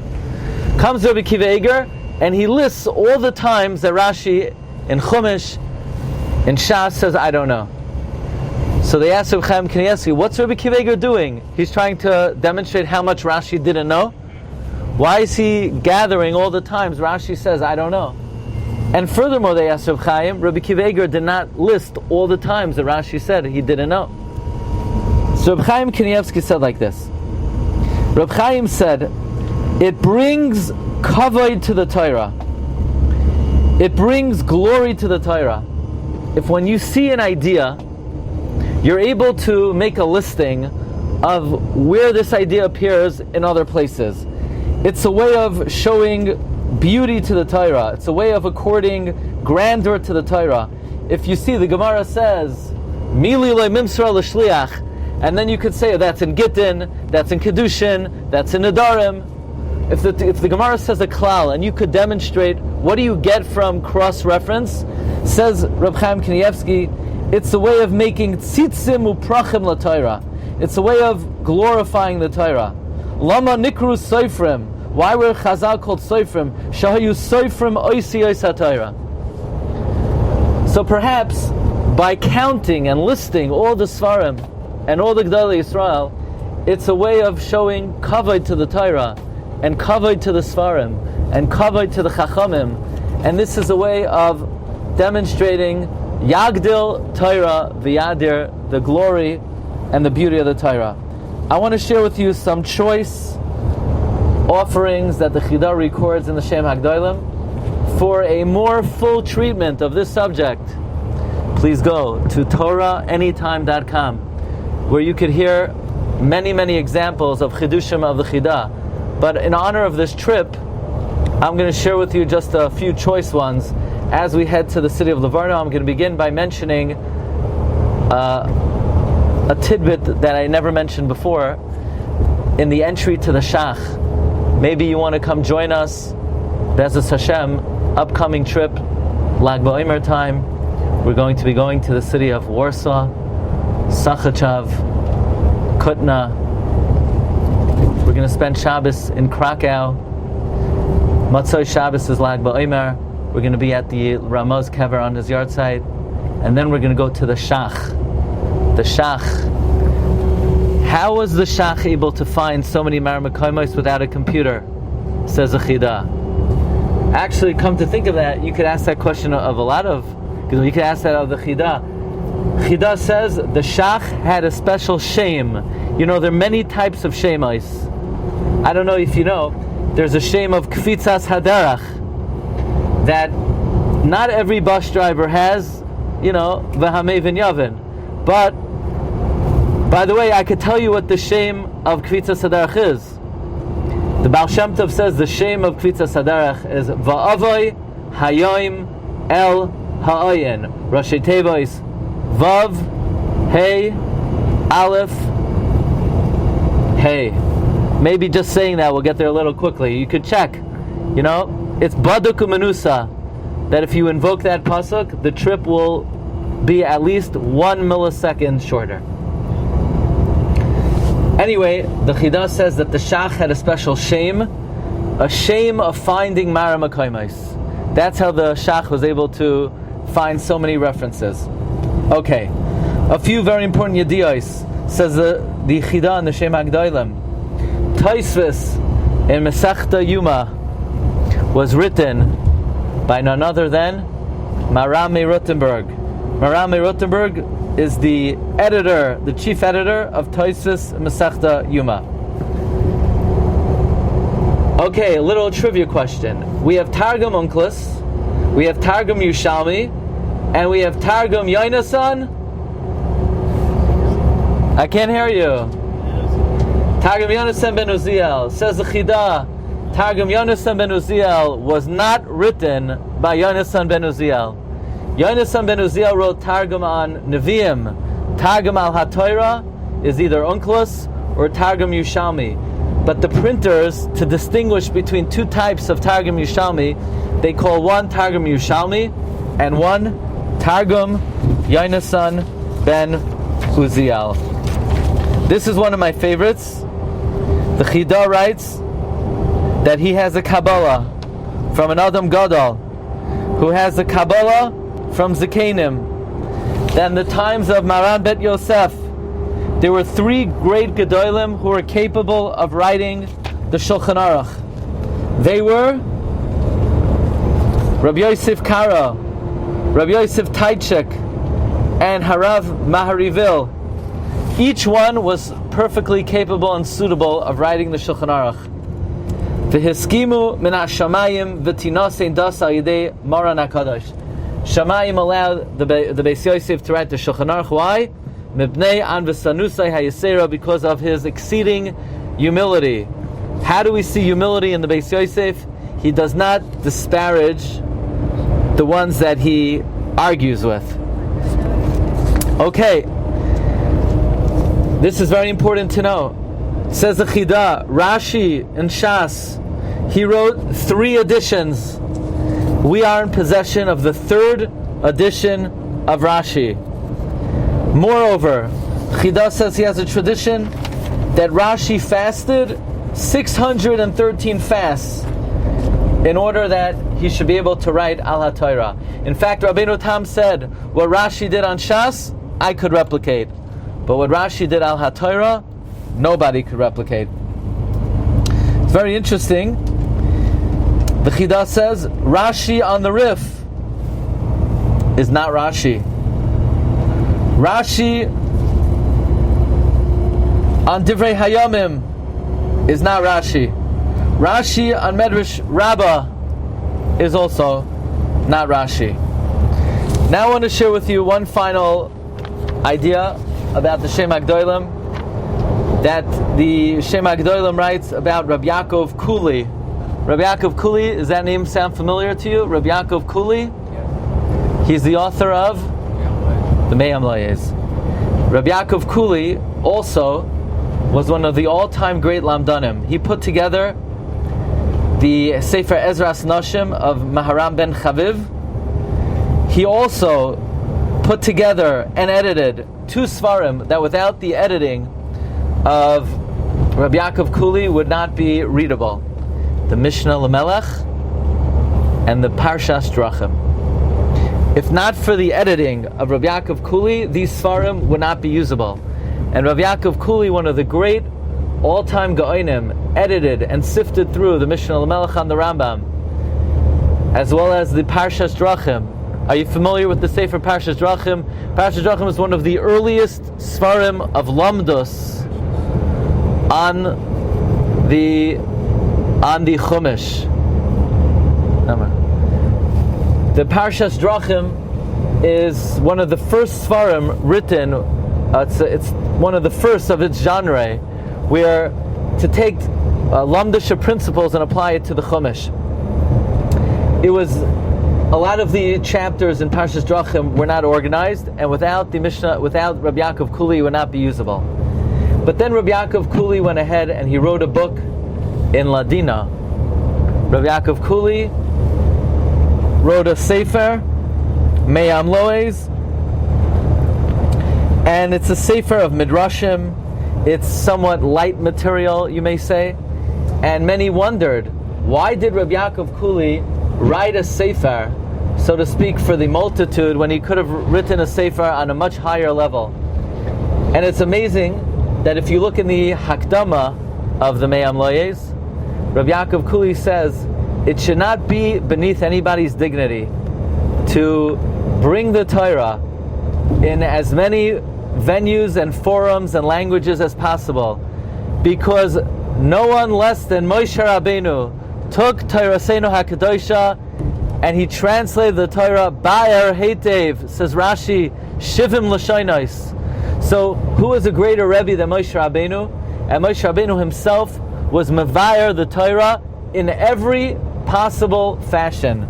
Says the Chidah, the motivation of Rabbi Yaakov Kuli was Lezakos es Harabim. He did this, he could have written Svarim of the highest caliber, but he did this Lezakos es Harabim. And the Chidah then says something that he doesn't say about any of the Gedolim that he mentions in the Shem HaGedolim. What does the Chidah say about Rabbi Yaakov Kuli?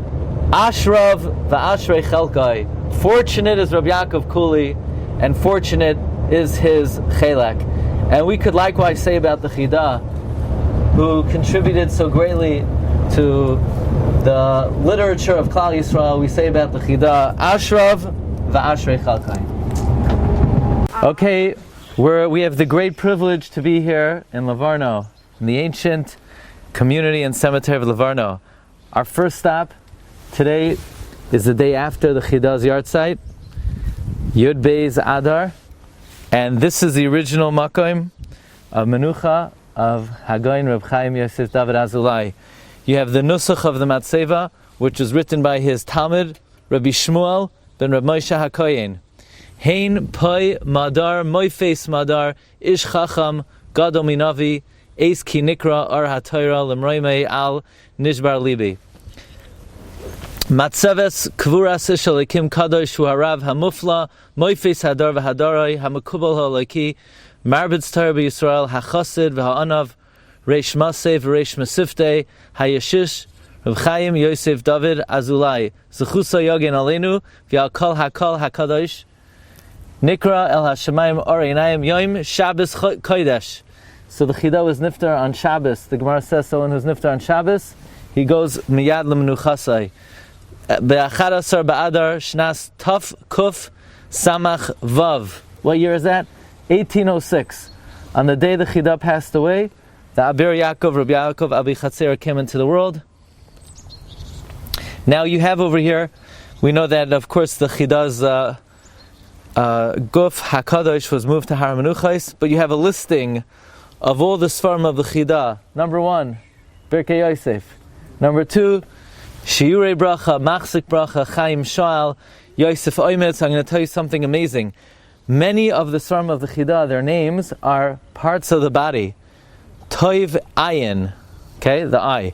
Birchos La'ad, like also the knees. Devash Lefi. You have, of course, Midbar Kedemos, Nachal Kedumim. You have Pnei David, the face, Savare Shalal, the neck, Roish David, Simchas Haregel, Yosef Tehilos, Zraya Yamin, V'chahena. The Chidah wrote at least 5 Perushim on the Haggadah Shal Pesach, Kisei David, Dvar Machadim, Roish Yosef, Chadrei Baten, the stomach, Shem Hagdolim, Vad L'Chachamim, Moyer Be'etzba, the finger, Tzipoiren, the nail, LeDavid Emes, and the Lev David. After the Holocaust, my grandfather, Rabbi Glatstein, Zecher Tzaddik Livracha, he published the first farm for the survivors, the first sefer published, the Lev David of the Chida. Zechusa Yagin Aleinu. Okay, here we it says Painitman HaChacham HaShalem Hadayin HaMetzuyan Rabbi Yaakov Chaim Ben Naim. He was a Rav and Mekubal from Algiers, and he came to live in Livorno, and he was from the Bnei Bayis of the Chida, and he gave a haskama to the Sfarim, and he even published the Chida's commentary on the Zohar HaKadosh. He passed away in Tishrei Tav Kuf Samach Daled in 1804, shortly after the Tav Kuf Samach Daled, the end of 1803, shortly after the Chida. Okay, let's see. It's Manoira Hamakoim that there's so many all-time Gedolei Olam here. This is the kever. It's boggles the mind.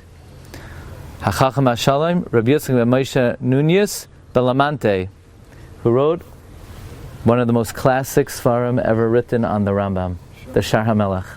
Shar HaMelech is learnt in all the yeshivas. It's poured over. And he's from the Gedolei Izmir.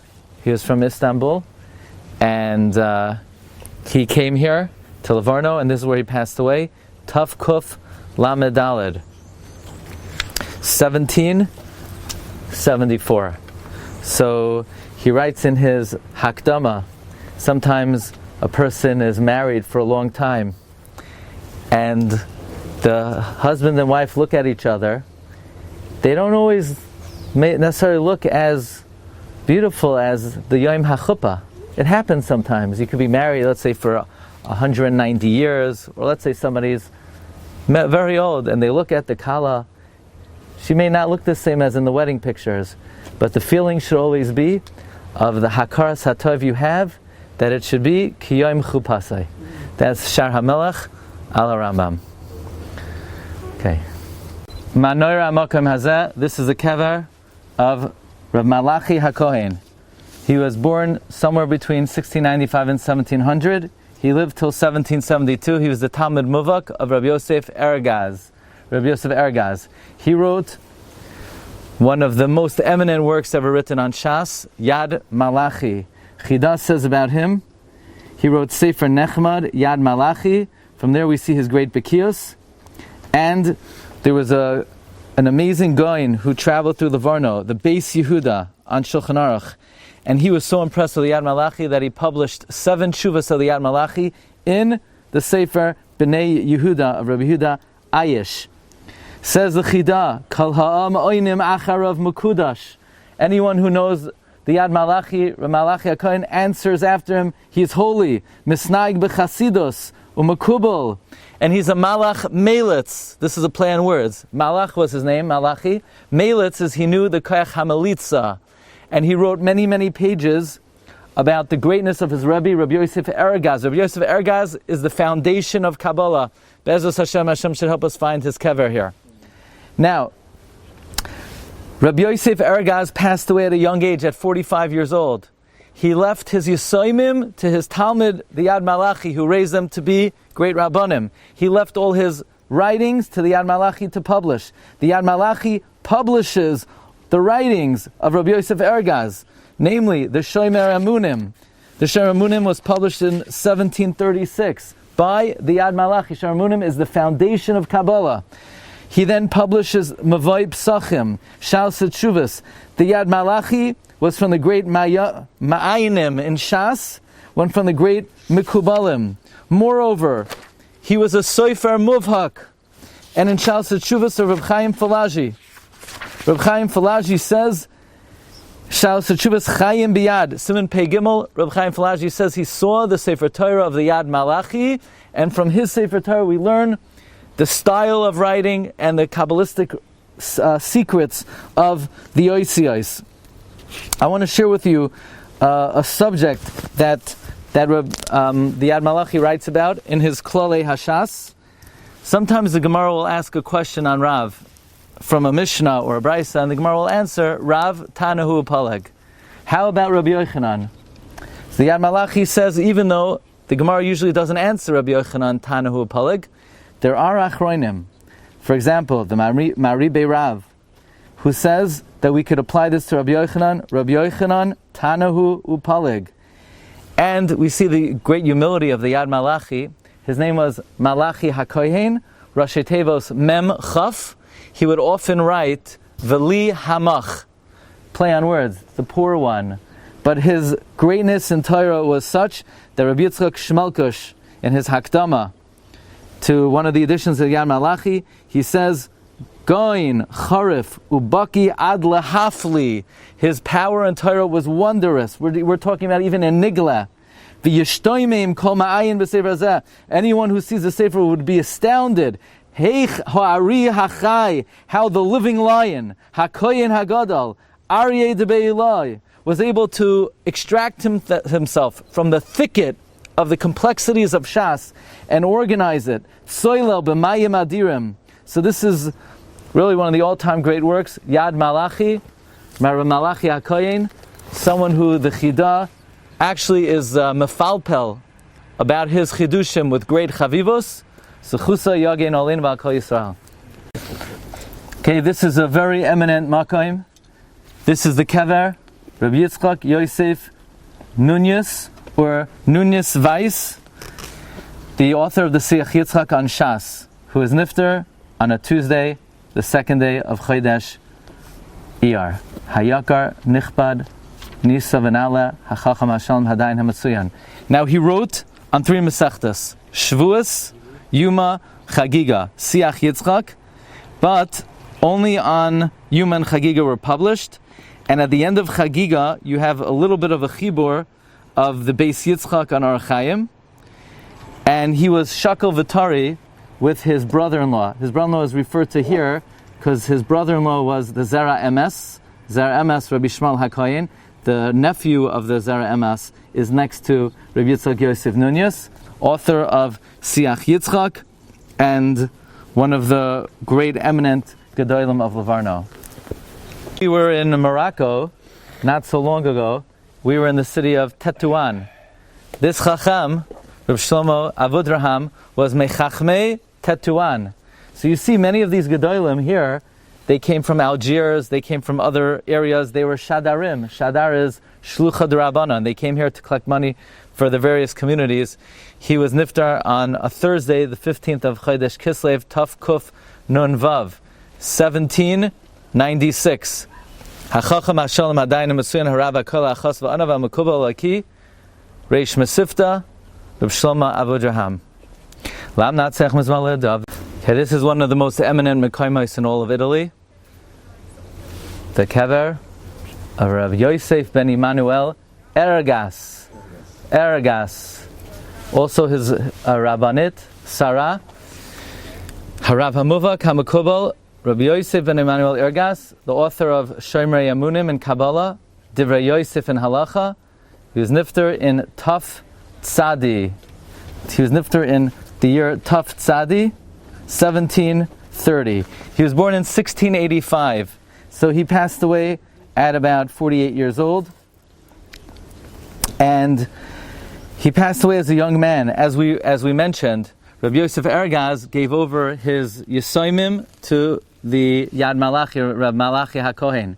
He gave over his writings, the Shomer. Now, at age 18 years old, in 1708, he wrote something called Pri Megadim. Pri Megadim are Azharos and Hanhagos Toivos and Minhage Chasidos at that age. At that time, he was only about 18 years old. After filling himself in Shas and Poskim, after his Mila Kreisa B'Shas and Poskim, he went to learn Kabbalah from one of the most eminent Mekubalim of the time, Rabbi Binyamin HaKohen, the Rabbach, who lived in Reggio. He learned Kabbalah from the Rabbach for 7 weeks. That's how he mastered the Kabbalah. The Divrei Yosef and the Shomerei Amunim were published by the Yad Malachi. But it's kedai to mention that Rabbi Yosef Ergas was also one of the most outspoken, vehement voices against the Shabtai Tzvi. He wrote 2 works that are not referenced here. Toichachas Megula, also Tzad Nachash, which were published in London.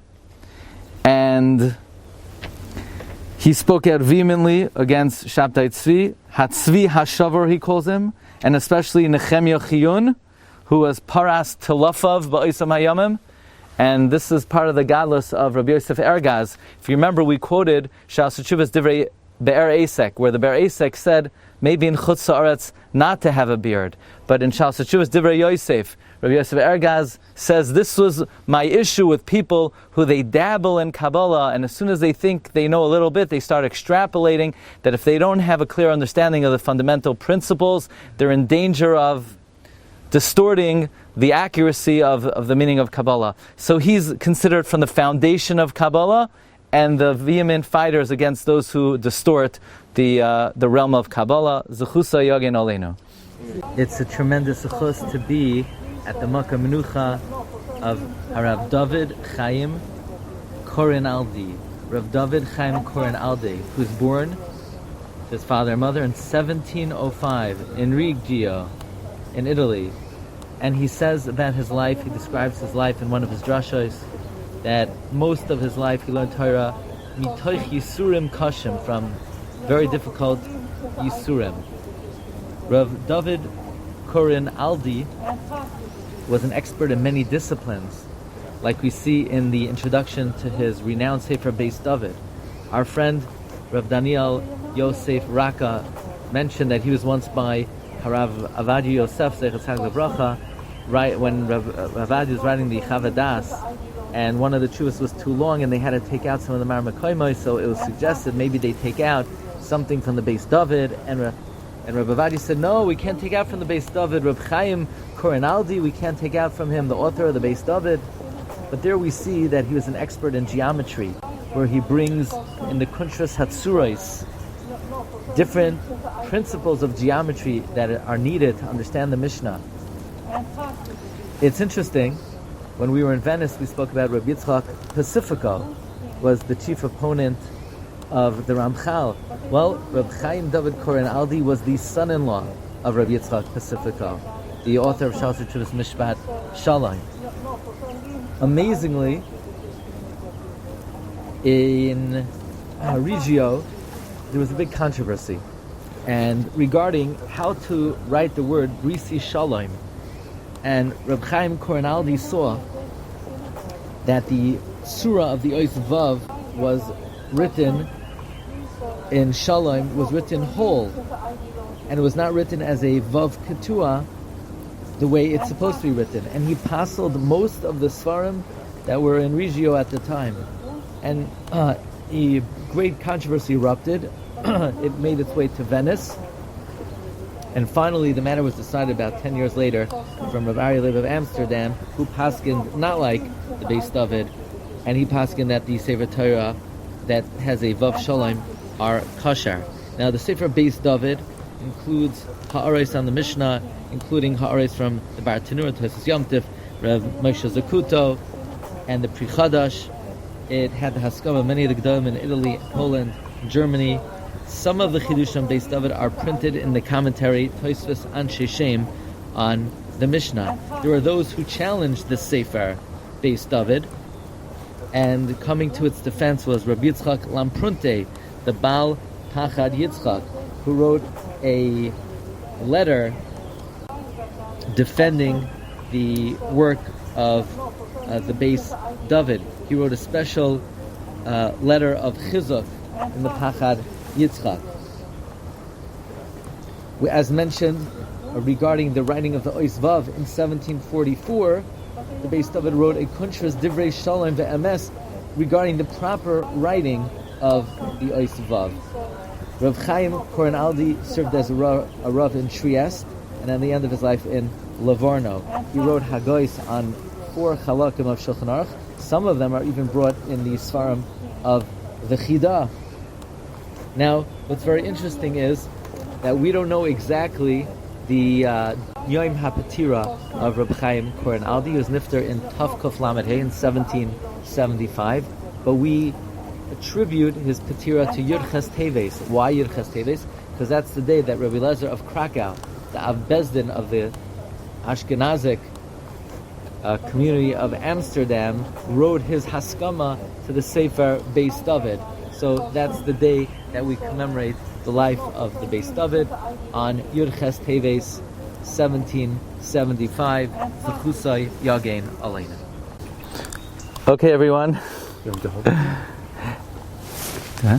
We're at the kever.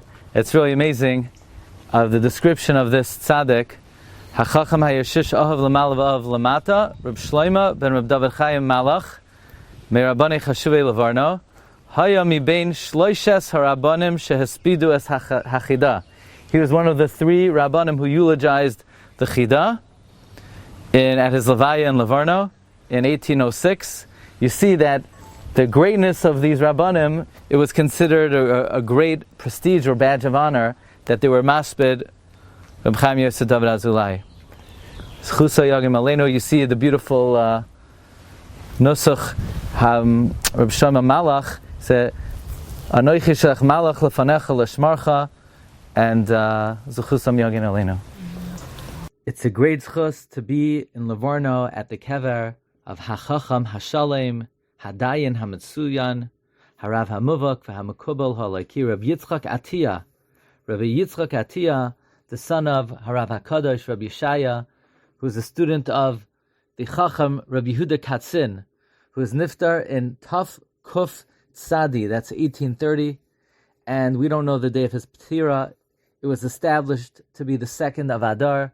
It says, Hisher Achrav Sfarav, he left over Sfarim, Zera Yitzchak, and other Sfarim. Well, he wrote quite a few of Sfarim. He wrote Zera Yitzchak al HaTorah, Vayikra Yitzchak al HaTorah, Zechus Avos on Perkei Avos, Roiv Dagan on Shas, Ton of Shayer, which is Chidushim on many topics, Misharei Smoisha on the Rambam. He has a Chidush in the Misharei Smoisha that what if one is frightened that if one does not embarrass their friend Barabim, they will be killed? Is one chayiv to be killed not to embarrass someone Barabim? So he says, no, one is not mechuyev to be killed, but one is allowed to be killed. He wrote a sefer Ishes Chayal, Pnei Hamayim on Rashi and Rav Leo Mizrahi, Ois L'Toiva, which are Chakiros in Halacha, Doireish Toiv, Drashos, and Ekev Anava on the Midah of Anava. Rabbi Yitzchak Atiyah, he was born in Chalav, in Aleppo, to his father Rabbi Shaya, and he also learned by Rabbi Yehuda Katzin.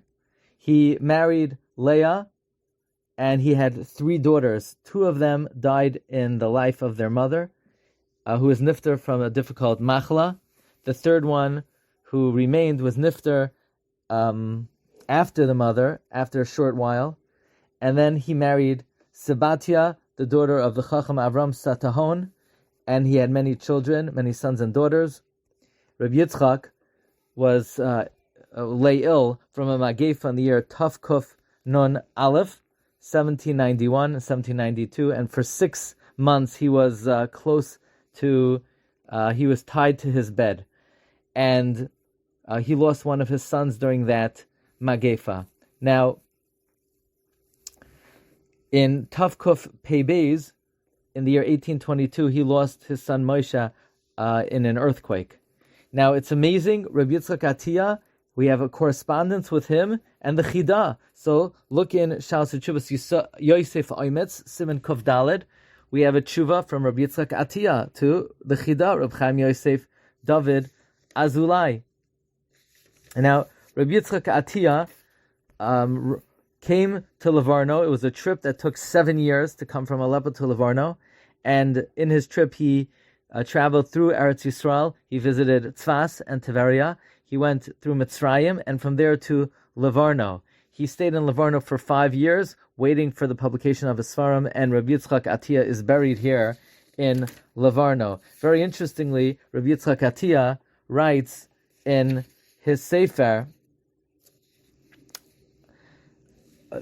the Sefer Zechus Avos on Perkei Avos, that talks about Einoi Doimeh, one who learns and does chesed, to someone who just learns Torah alone. The Gemara tells us, Rav Huna, in the name of Rav Acha, how do we know that someone who has a son who's Yogeh b'Torah, that one is full of rachmim on the son? The pasuk says, B'ni im chacham libcha yismach libi gamani. Reb Shimon ben Menashe says, I only know the father of flesh and blood has mercy on his son. How do we know even HaKadosh Baruch Hu is malei rachmim on this person?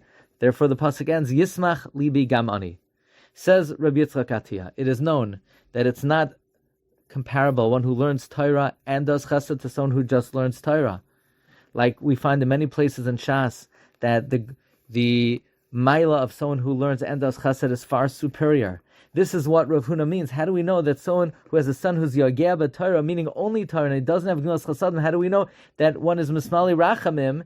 Because even though the son is not fully deserving of this, because he's not Oisik b'Chesed, that's the pasuk B'niyim Chacham Libcha. Therefore, the Gemara continues. But maybe only the Father of flesh and blood has mercy. But maybe Hakadosh Baruch Hu Himself, who is not pleased with such a person, because Chazal say someone who's Oisik b'Torah Bilvad Doime K'mi She'en Lo Yaloika.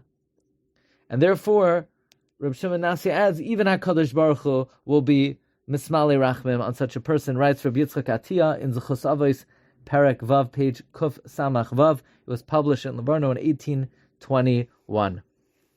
So, Zechusay Yagein Aleinu Va'al Kol Yisrael.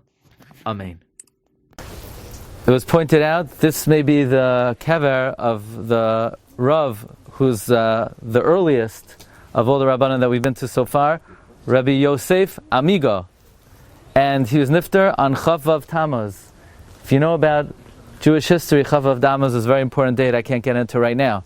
Now, his tshuvas are mentioned in the Mabit Rav Moshe Mitrani, the Maharash Dam, Maharival, and he was in the generation of Maharam Bet Yosef, Rabbi Yosef Karo, nifter, Ben Dodo, cousin of Rabbi Yosef Karo. Nifter in 1611, Chaf of Tammuz, Shin Ayin Aleph, 1611, Zechusa Yagen Aleinu. Amen. Okay, we could definitely say we're at an awesome place.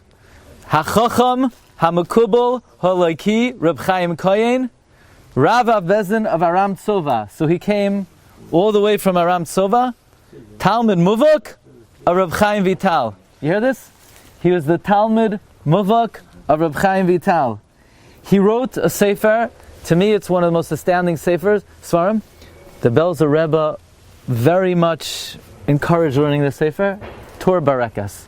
Tor Barekas is a Kabbalistic commentary on Shulchan Aruch, and I'm going to share with you something that he says that's Oyam V'Noira, one of the most amazing things you'll ever hear. We're going to start with Chassam Sofer. Chassam Sofer writes in the Drashos, the Or Gadol, the great light that is contained in Megillas Esther, is Kemat Gadol Yoser Mei Torah Atzma. The light in the Megillah is practically greater than the light in the Torah itself. How could we say such a thing? How could the Megillas Esther be greater than the Torah itself? Look in Tor Barekas.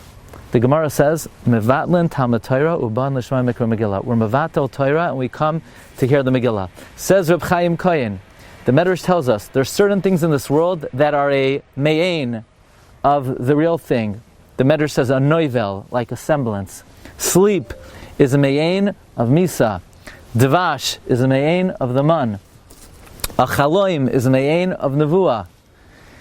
Noivel, chachma ha'elyoina, Torah. Torah is a me'ain of the wisdom on high. Torah is a me'ain of the wisdom on high. So what's the wisdom on high? Comes the Tor Barekas, the chachma elyoina, Megillas Esther. Megillas Esther is the Chachma Elyoina that the Torah is only a me'ain of. That's the pshat. We're mevatel Torah for Mikra Megillah because Mikra Megillah is greater than the Torah. That's the Tor Barekas. Chida says he saw that the Tor Barekas also wrote on Yoredeah. It doesn't seem like we have it. It seems he also published on Dalet Chalkei Shulchan Aruch. The Chida says he saw Ateres Zahav on Megillas Esther, Menoiras Zahav on Koheles. Migdal David, I would love to get the Sefer on Rus. Migdal David on Rus. Says the Chida, he was Mesader, the Kavanos of Tefillah al Pi the Ari. He went up to Shamayim in Livorno. He was also Mechaber, a chelek of Tikkun Chatzois called Kol Barama. Zchusa Yagen Aleinu. Okay, I remembered the last time I was here the name of this tzaddik, and I couldn't verify whether he was in Livorno. But here he is, Rabbi Yehuda Saraf. Actually, in Shem Hagadolim, he spelled Sin Aleph Reish Aleph Pei. Rabbi Yehuda Saraf. Who is he? He's a Talmud of Reb Zrachi Aguta. He learned by him in Egypt. And he's mentioned in the Get Pashut of Maram ben Chaviv. Then he comes to Livorno. And he's the Rebbe of the Pri Chadash. He's the Rebbe of the Pri Chadash, Rabbi Yehuda Saraf. So he's in Egypt in 1660. He comes to Livorno in 1673. And in Ber Mayim Chaim Simin Tzadi Aleph, we have a tshuva from him to Reb Shmuel Vital, the son of Reb Chaim. So Rabbi Yehuda Saraf, Reb Chida says about him, V'gam hoya rabbi shel Rav Pri Chadash k'noida lanu mipi zakenim. These are mamish gedoyle ma'oire go'inei olam. Okay, we'll say, okay, we're at the kever of Rabbi Yehuda Koryat.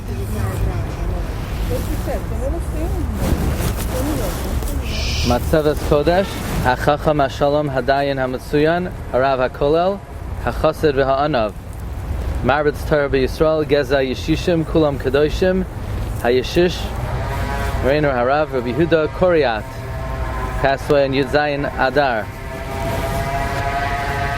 Rabbi, Rabbi Daniel, you want to say a parak of Tehillim? Chaf. Okay, we're at the kever of Rabbi Eliyahu ben Amuzageh. Rabbi Eliyahu lost his parents at a very young age, at age 4 years old. It says he was born in the year Shnas Yitaka b'Shofar Gadol. So you see the indications are on the letters Yud, Taf, Kuf, Ayin, Gimel. 1923. Yud, Taf, Kuf, Ayin, and the Gimel. 18. And he passed away in 1900. So, in the year Ata Seiser Li, Seiser is 1900, and the Hey is for the Hey Alafim. Reb Daniel pointed out. Rabbi Eliyahu was one of the most well-read Chachamim in terms of not only from the corpus of traditional material, but also he was well read in all available literature, which he used to defend traditional Jewish values on the Torah. He even wrote a work defending the Kabbalah from Rav Shlomo David Luzzatto. And he was one of the most eminent scholars here in Italy. And we're going to say a kapitel of Tehillim here.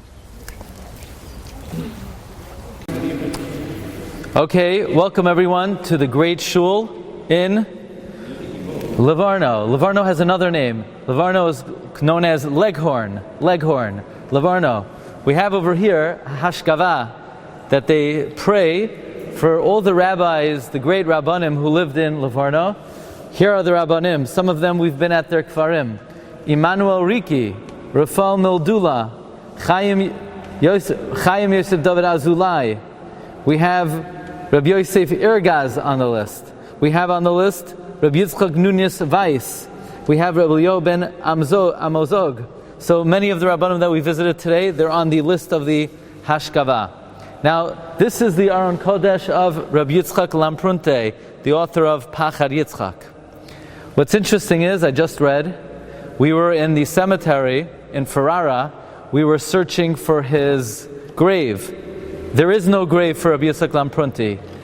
It's the reason we didn't find it is because they never made a matzeva for Rabbi Yitzchak Lamprunte. The Pope did not allow them to make any matzevos, and any ones that were up already, they had to destroy.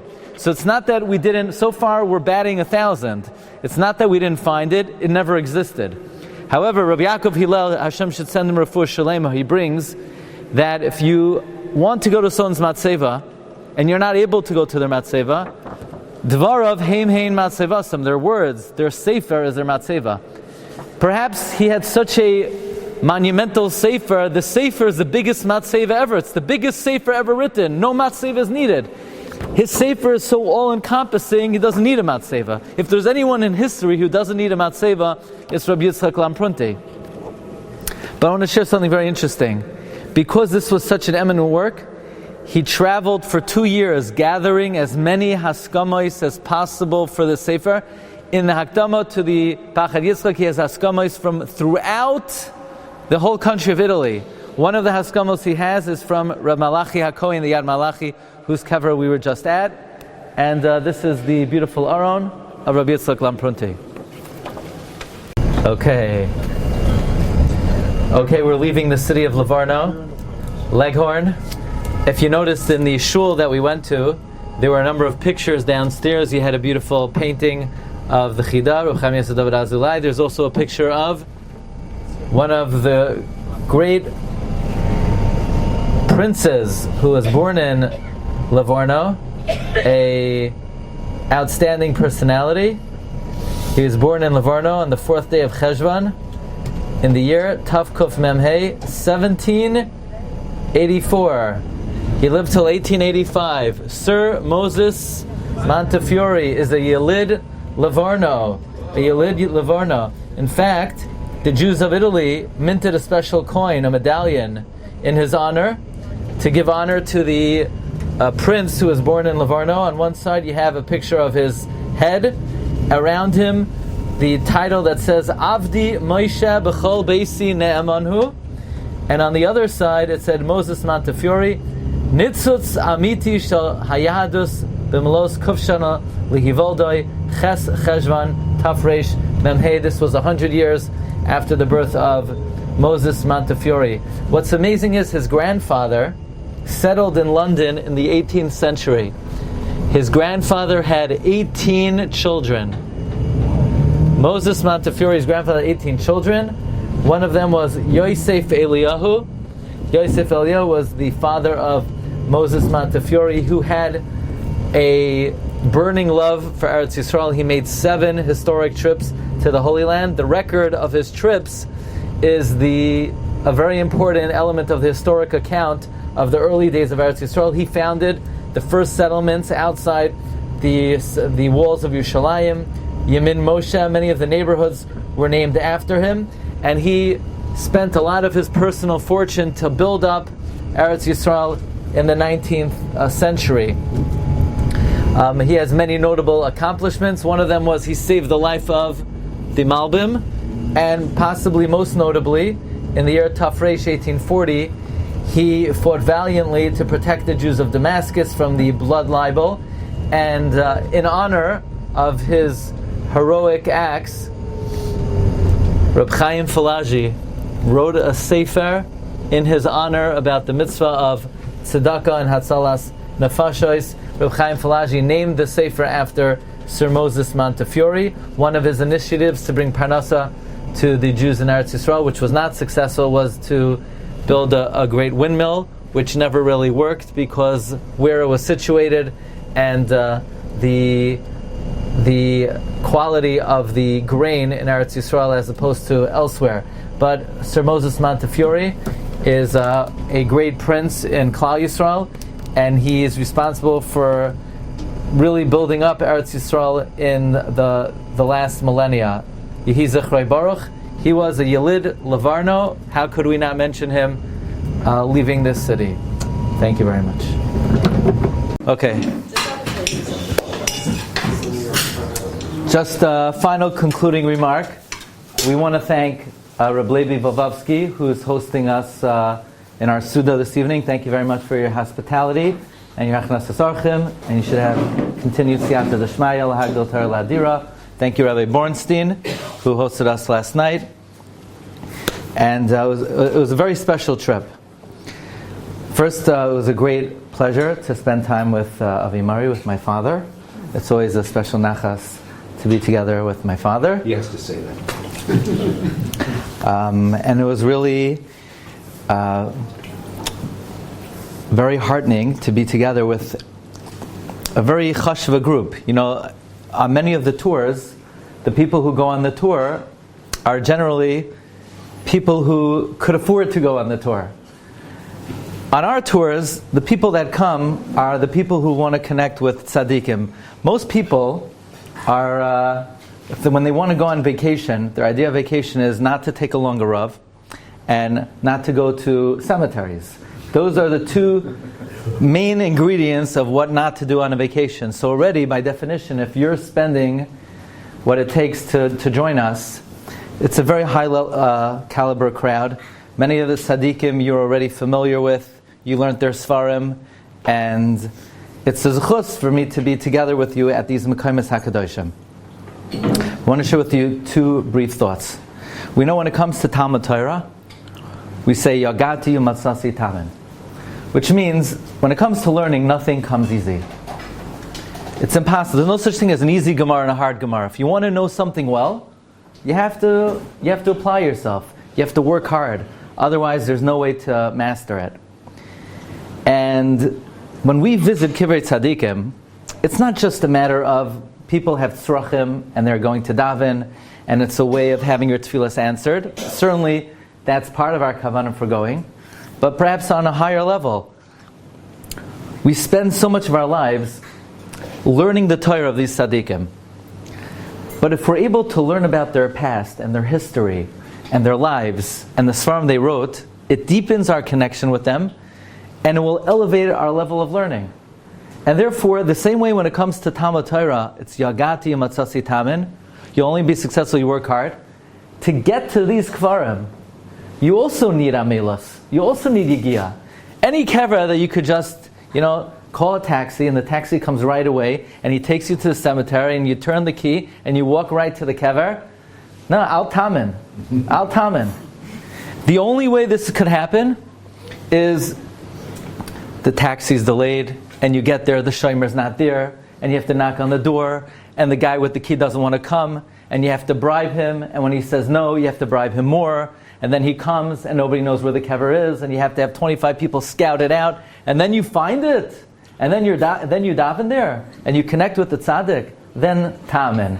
How many times did we get places and we had to locate the shomer or we had to find the kever, but ultimately all of the destinations that were on our bucket list, Baruch Hashem, we were able to get to because we put in the work, and despite all the hurdles, Baruch Hashem, Siyata Deshmaya, we were able to reach the great tzaddikim, and Be'ezus Hashem, our connection to Torah should deepen, should be much greater, and all of our tefillah should be Neskabel Barachim of Ratzain. I want to thank Rabbi Yoni Myers, who put his heart and soul into making sure that everything ran as well as it possibly could. He did everything with grace and with midos tovos and b'neimos, and we really appreciated you joining us and you leading the trip. And Hashem should bless you and your wife with bracha v'atzlacha, shefa, gesund, nachas, ad b'yaskel tzedek. We want to thank Rabbi Avi Rokeach, who also the mastermind behind organizing everything. So kudos to Avi, thank you very much. I want to thank Reb Nassan Weldler, who is mamish moiser nefesh, she was mamish moiser nefesh to video all of the presentations and for all of his help. Be'ezus Hashem, we hope to see him back in action as soon as possible. Thank you, Rabbi Yisrael Shimonov, my long-time neighbor and friend. Thank you for stepping in, and without missing a beat. Thank you very much. One last idea. We visited these tzaddikim. Now, this is just my own personal prediction, let's say. When we went to France last, we went to the kever of the Ri Hazaken. The next day I come back, I gave a Mishnah Berurah shir every day, 9 a.m. We were learning Hilchos Yom Kippur. Mishnah Berurah says, we were learning Hilchos Tzitzis. Mishnah Berurah says, the Ri Hazaken wore extra long tzitzis the next day. Now I'm not learning a Tosfos, I'm learning Mishnah Berurah. When does Mishnah Berurah quote the Ri Hazaken? The next day I came back, we were just at the Ri Hazaken. We were at the Magen Gibayrim. Next time I gave shir, I'm looking for a topic. Magen Gibayrim. I never gave a shir on a Magen Gibayrim before. I could tell you many, many stories. But my prediction is, we visited dozens of tzaddikim, but once you visit them, I guarantee you, they will be visiting you. You'll see as soon as you get home. What you're going to encounter wherever you go, these names, Rabbi Yehuda Arya Modina, Rabbi Eliyahu Bachor, Rabbi Emmanuel Chayriki, the Ramami Pano, Rabbi Moshe Zakuto, the Mishnas Chasidim, the Chida, the Shar HaMelech, Rabbi Yehuda Saraf, What? The Abarbanel, Rabbi Huda Mintz, Rabbi Yosef Irgaz, all the tzaddikim, the Sefarno, Reb Chaim Kohen, Reb Moshe Kohen. You visited them. You were machnas. You went to be mavaker them. Be'ezus Hashem, they should be mavaker us, and they should be melitz for us. And we're all mispalo that all of our tefillas on this trip, for whatever everyone's davening for refuahs, for yeshuas, for zivugim, for shidduchim, for zara chai v'kayama, be'ezus Hashem, all of our tefillah should be neskabel, barach and mavratzaim. Thank you very much. Everyone, shalom aleichem. Okay, we're about to go to the bus. Just while we're taking off the tefillin, I want to share with you a chidush atzum from the Chida on the Yom Tov of Purim. The Chida says that even though the Gzera was on Klal Yisrael lashon larig liyabed minarvi ad zakein, nevertheless the Chida says that not all Jews were endangered by Haman. Only Ashkenazim Haman wanted to kill. Sfardim, Haman was not geyser on Sfardim. The Chida brings this in many places that the Sfardim were not in the Gzera lashon larig liyabed. Accordingly, it comes out rather eerie that we know that the Gezerah on Klal Yisrael in the last generation in the Holocaust also was predominantly, although it was on all of Klal Yisrael, predominantly it was Gezerah on Ashkenazim more than Sfardim. So that was a parallel, according to the Chida, that we see in our own times from the Gezerah of Haman. And you can look in the Sram of the Chida where this is expanded further. Good morning, everyone. Buongiorno. This has been a really exhilarating trip for me, and perhaps by way of conclusion, I would like to share with you the following presentation on the role of Italy in the history and destiny of the Jewish people. Italy is not an ordinary country. It is not only a beautiful country, it is not only a magnificent country. Italy, perhaps aside from Eretz Yisrael, is the most important country in our history.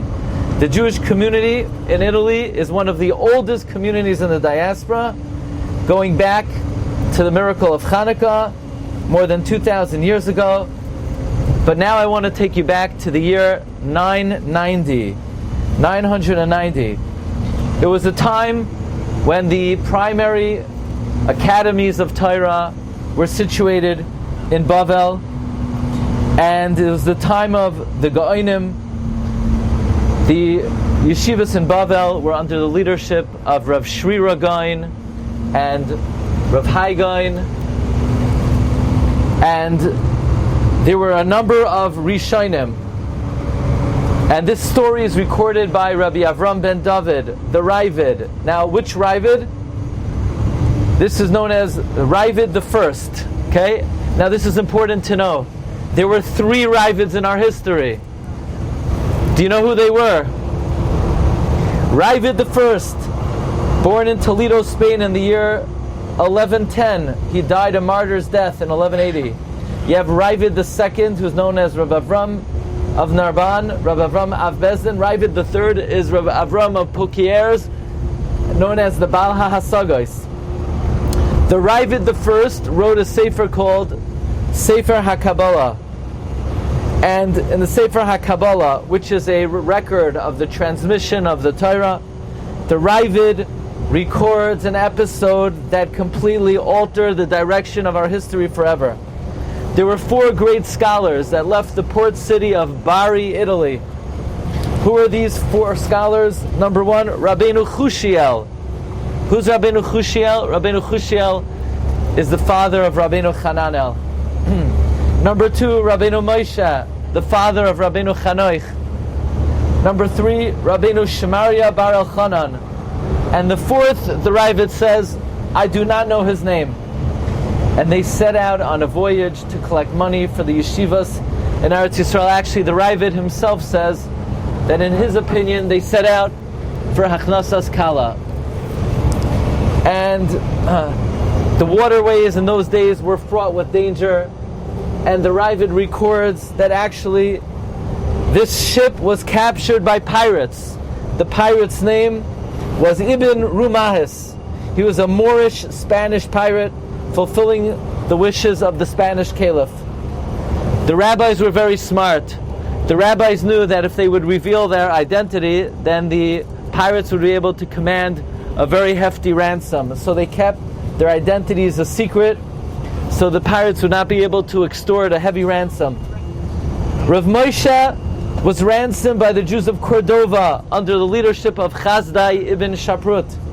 By the way, as a footnote in history, Rabbeinu Moshe had a wife who was very beautiful, and she caught wind of the fact that the pirate wanted to violate her. So she asks her husband in Lashon HaKodesh, she asks her husband, if I commit suicide, if I jump overboard, will I have a share in the world to come? And Rav Moshe said, yes, indeed. Amar Hashem, mi bashan ashiv mi metzulas yam. That if you commit suicide, you will be reconstituted. Ben tchias hamesim. And Rabbeinu Moshe's wife killed herself. She took her life al Kiddush Hashem. Rabbeinu Moshe comes to the yeshiva in Spain, and they're learning the sugya on Yuma, al kol hazah tvila. And the leader of the community was Rabbeinu Nassan. And Rabbeinu Nassan was having trouble understanding the sugya al kol hazah tvila.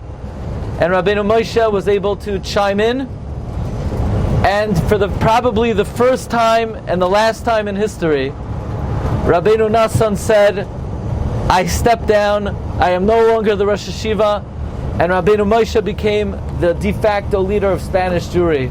That was in Spain. Rabbeinu Chushiel was ransomed in Tunis, and that began the Jewish Academy in Tunis. Rabbeinu Chushiel and then his son Rabbeinu Hananel, and Rabbeinu Chushiel's illustrious Talmud Rabbeinu Nisim. So North Africa now becomes a major Torah center of scholarship.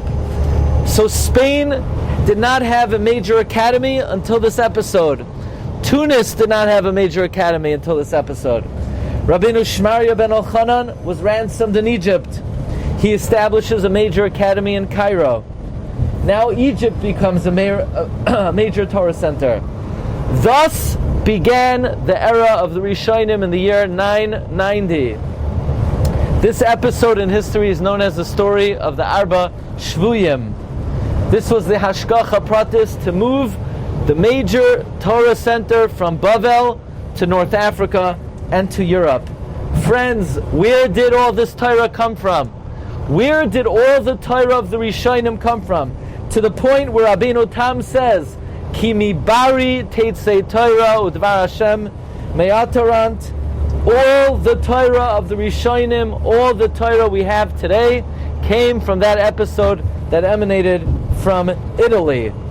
So all the Torah of the Rishonim emanated from Italy. Let's talk about the Achronim. Scholars have made the observation that the number of first-rate Talmidei Chachamim that graced the land of Italy was far out of proportion to its size and significance in the general world. I mentioned I have an encyclopedia of more than 1,800 Chachamim who lived in Italy. The Ramchal, who the Vilna Gaon said reached the highest possible level of understanding of HaKadosh Baruch Hu,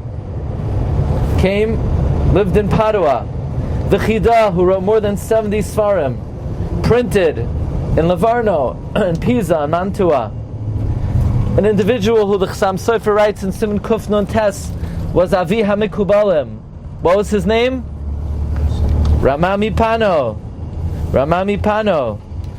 The great Goin Maram Padva, quoted by Rama, Magen Avram, one of the pillars of Halacha. And the list goes on and on and on of Gedolim who flourished here in Italy. But it's more than just the Chachamim who lived in Italy. Because as we spoke about, the revolution of the printing press, which disseminated Torah in an unparalleled level in our history. The first Mikrois Gedolos, the first Gemaras of Talmud Bavli, Cincino Press, the Bamberg Press, the Tur, the Shulchan Aruch, all of our Svarim emanated from Italy. And this gotta be one of the greatest mysteries in our history. Why did Hashgacha Elyona orchestrate that roiv of our Torah came from this boot, from this country. Italy is Avi Avois Hatuma, Rome. It's the stronghold of Esav, the church, Edom, Christianity. Of all places in the world, if you would ask, which should be the last place that should be the source of Torah for the Jewish people, where Rabbeinu Tam said, Kimi Bari Tetzei Torah, why would Hashgacha Elyoina have it that our Torah emanated from the country that we had the privilege to visit this week?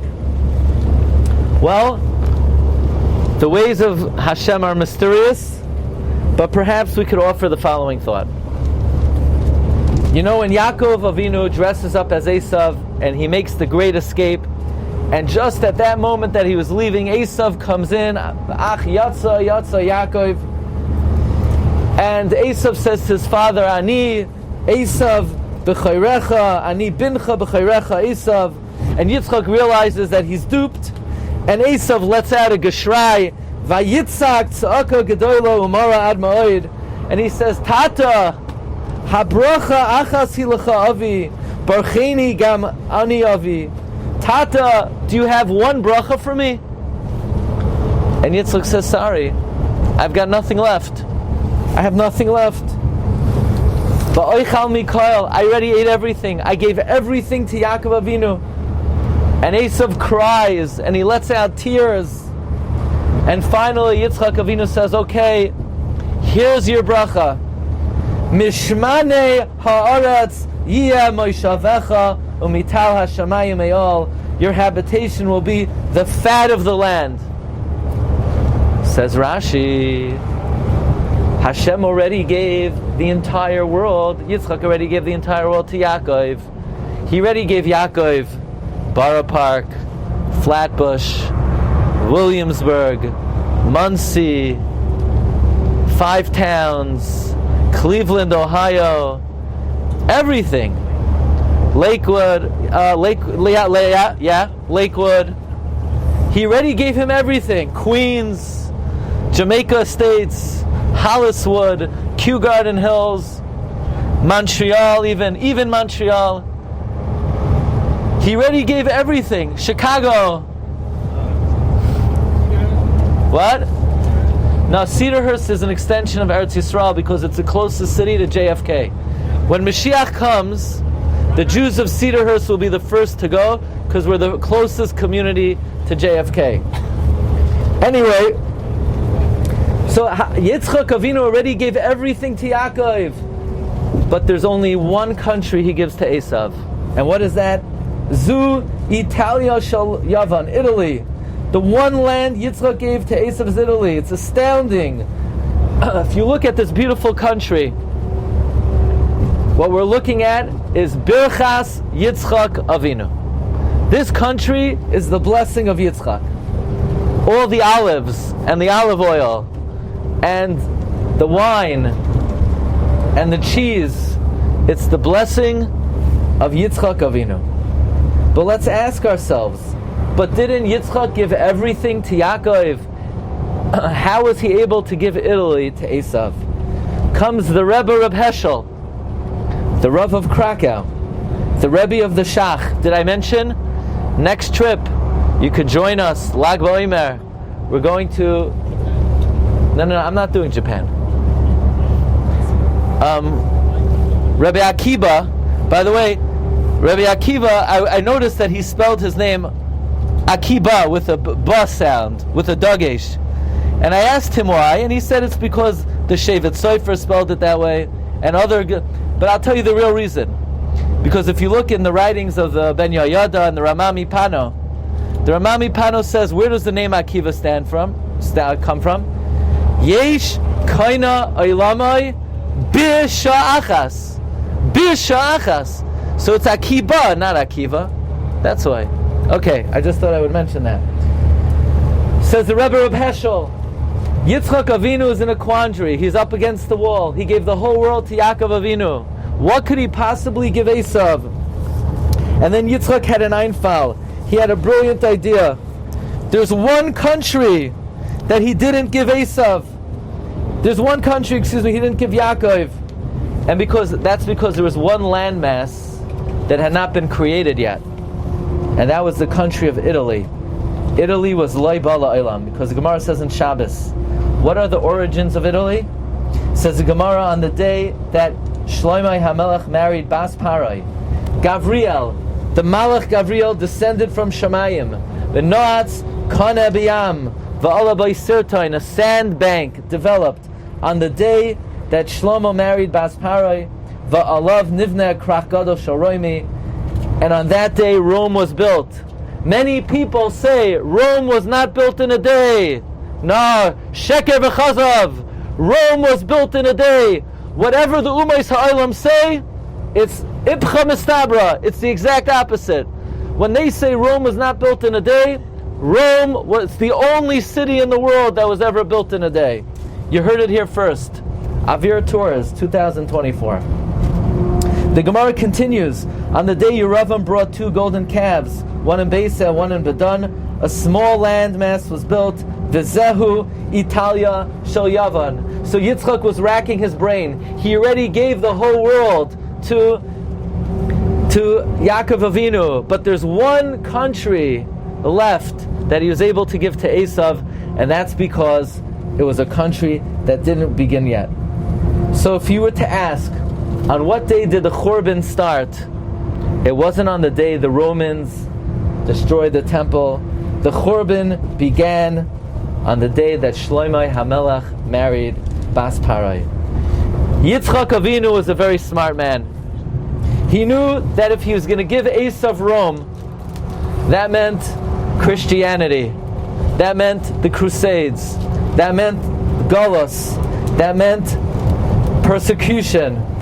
And therefore Yitzchak understood the only remedy that Klal Yisrael could equip themselves to last the long and bitter Golos is, along with Mishmane Haaretz Yeh Moshavecha, is also not only the land that was given to Esav, but the Torah that came from Italy, the Torah Tavlin, the protection of Klal Yisrael, the Torah of the Ramchal, of the Chidah, of the printing press, of the tens of thousands of Svarim that were printed in this country, of the hundreds of Gedolim that lived in this country. Yitzchak Avinu knew that along with Mishmane Haaretz, along with Christianity, Yitzchak was Mevarech Klal Yisrael with the bracha of Mishmane Haaretz Yeh Moshavecha.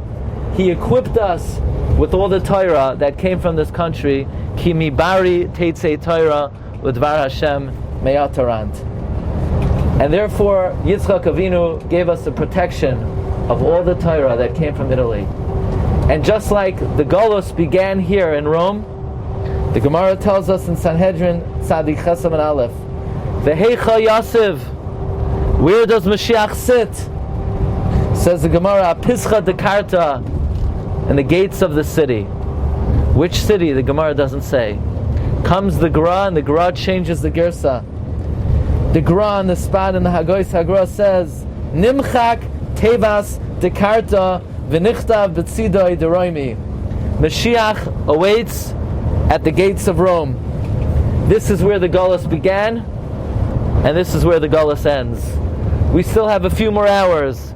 Be'ezus Hashem, hopefully while we're still here, we should hear Besura Toiva coming, Mikarta Deroimi, and Emirtz Hashem, in the merit of us coming to this country to be ma'orer all the tzaddikim that, in my humble opinion, come from the bracha of Yitzchak Avinu. Yitzchak Avinu is the one who ultimately will argue to Hashem to bring the kates. He's the one who prepared us for it. May we all be zeichet to hear Besura Toiva that will first emanate from the gates of Rome and ultimately will be revealed in the great city of Tiberia with the coming of the Bias Goel Tzedek, B'mher v'yameinu, Amen. Okay, friends, last presentation.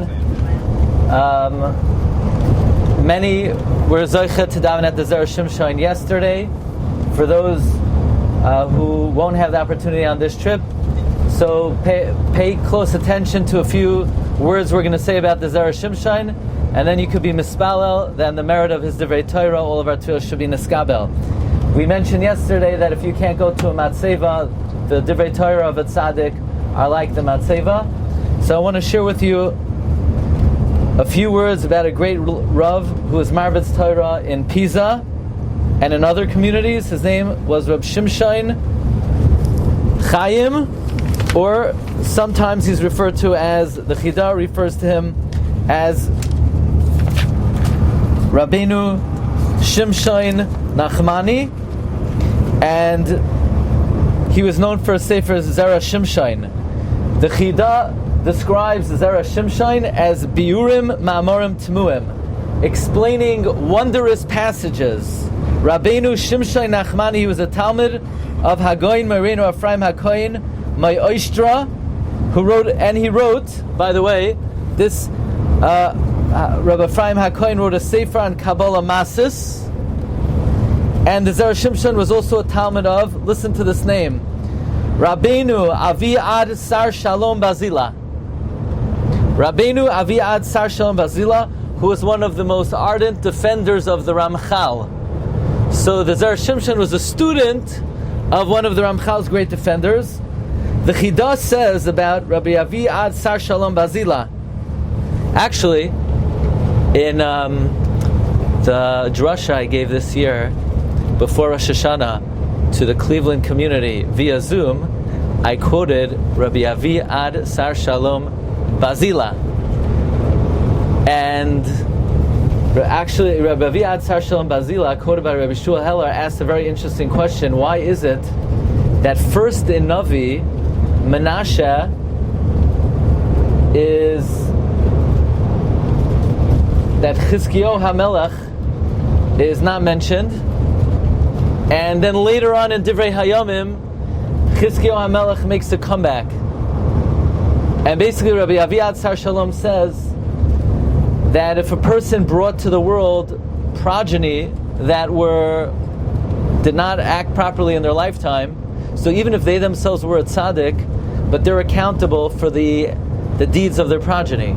But later on in Divrei Hayamim, after Menashe already did Shuvah, now Chizkiah is allowed back and considered a righteous person. That's Rabbi Aviad Sar Shalom Bazila. Chida writes about him, he was a philosopher. He was the Avbezin of Mantoba. Listen to this, Rabbi Aviad said, Kol ha-chachmois lamadati b'meshech 10 shanim. That he learned all disciplines in the course of 10 years. Biology, chemistry, physics, mathematics. However, Ach chachmas ha-talmud nar hoyisi gam zakanti yagati v'loy matzasi kiyim shemetz minayu. That he learned all disciplines in the world in 10 years. But to crack Baba Kama, Baba Metzia, Baba Basra, he, after many decades, he feels he's only understood a semblance of Talmud Bavli, because Talmud Bavli is considered the most elevated, sophisticated, complex of all wisdoms. The Zera Shimshon was a great Anav.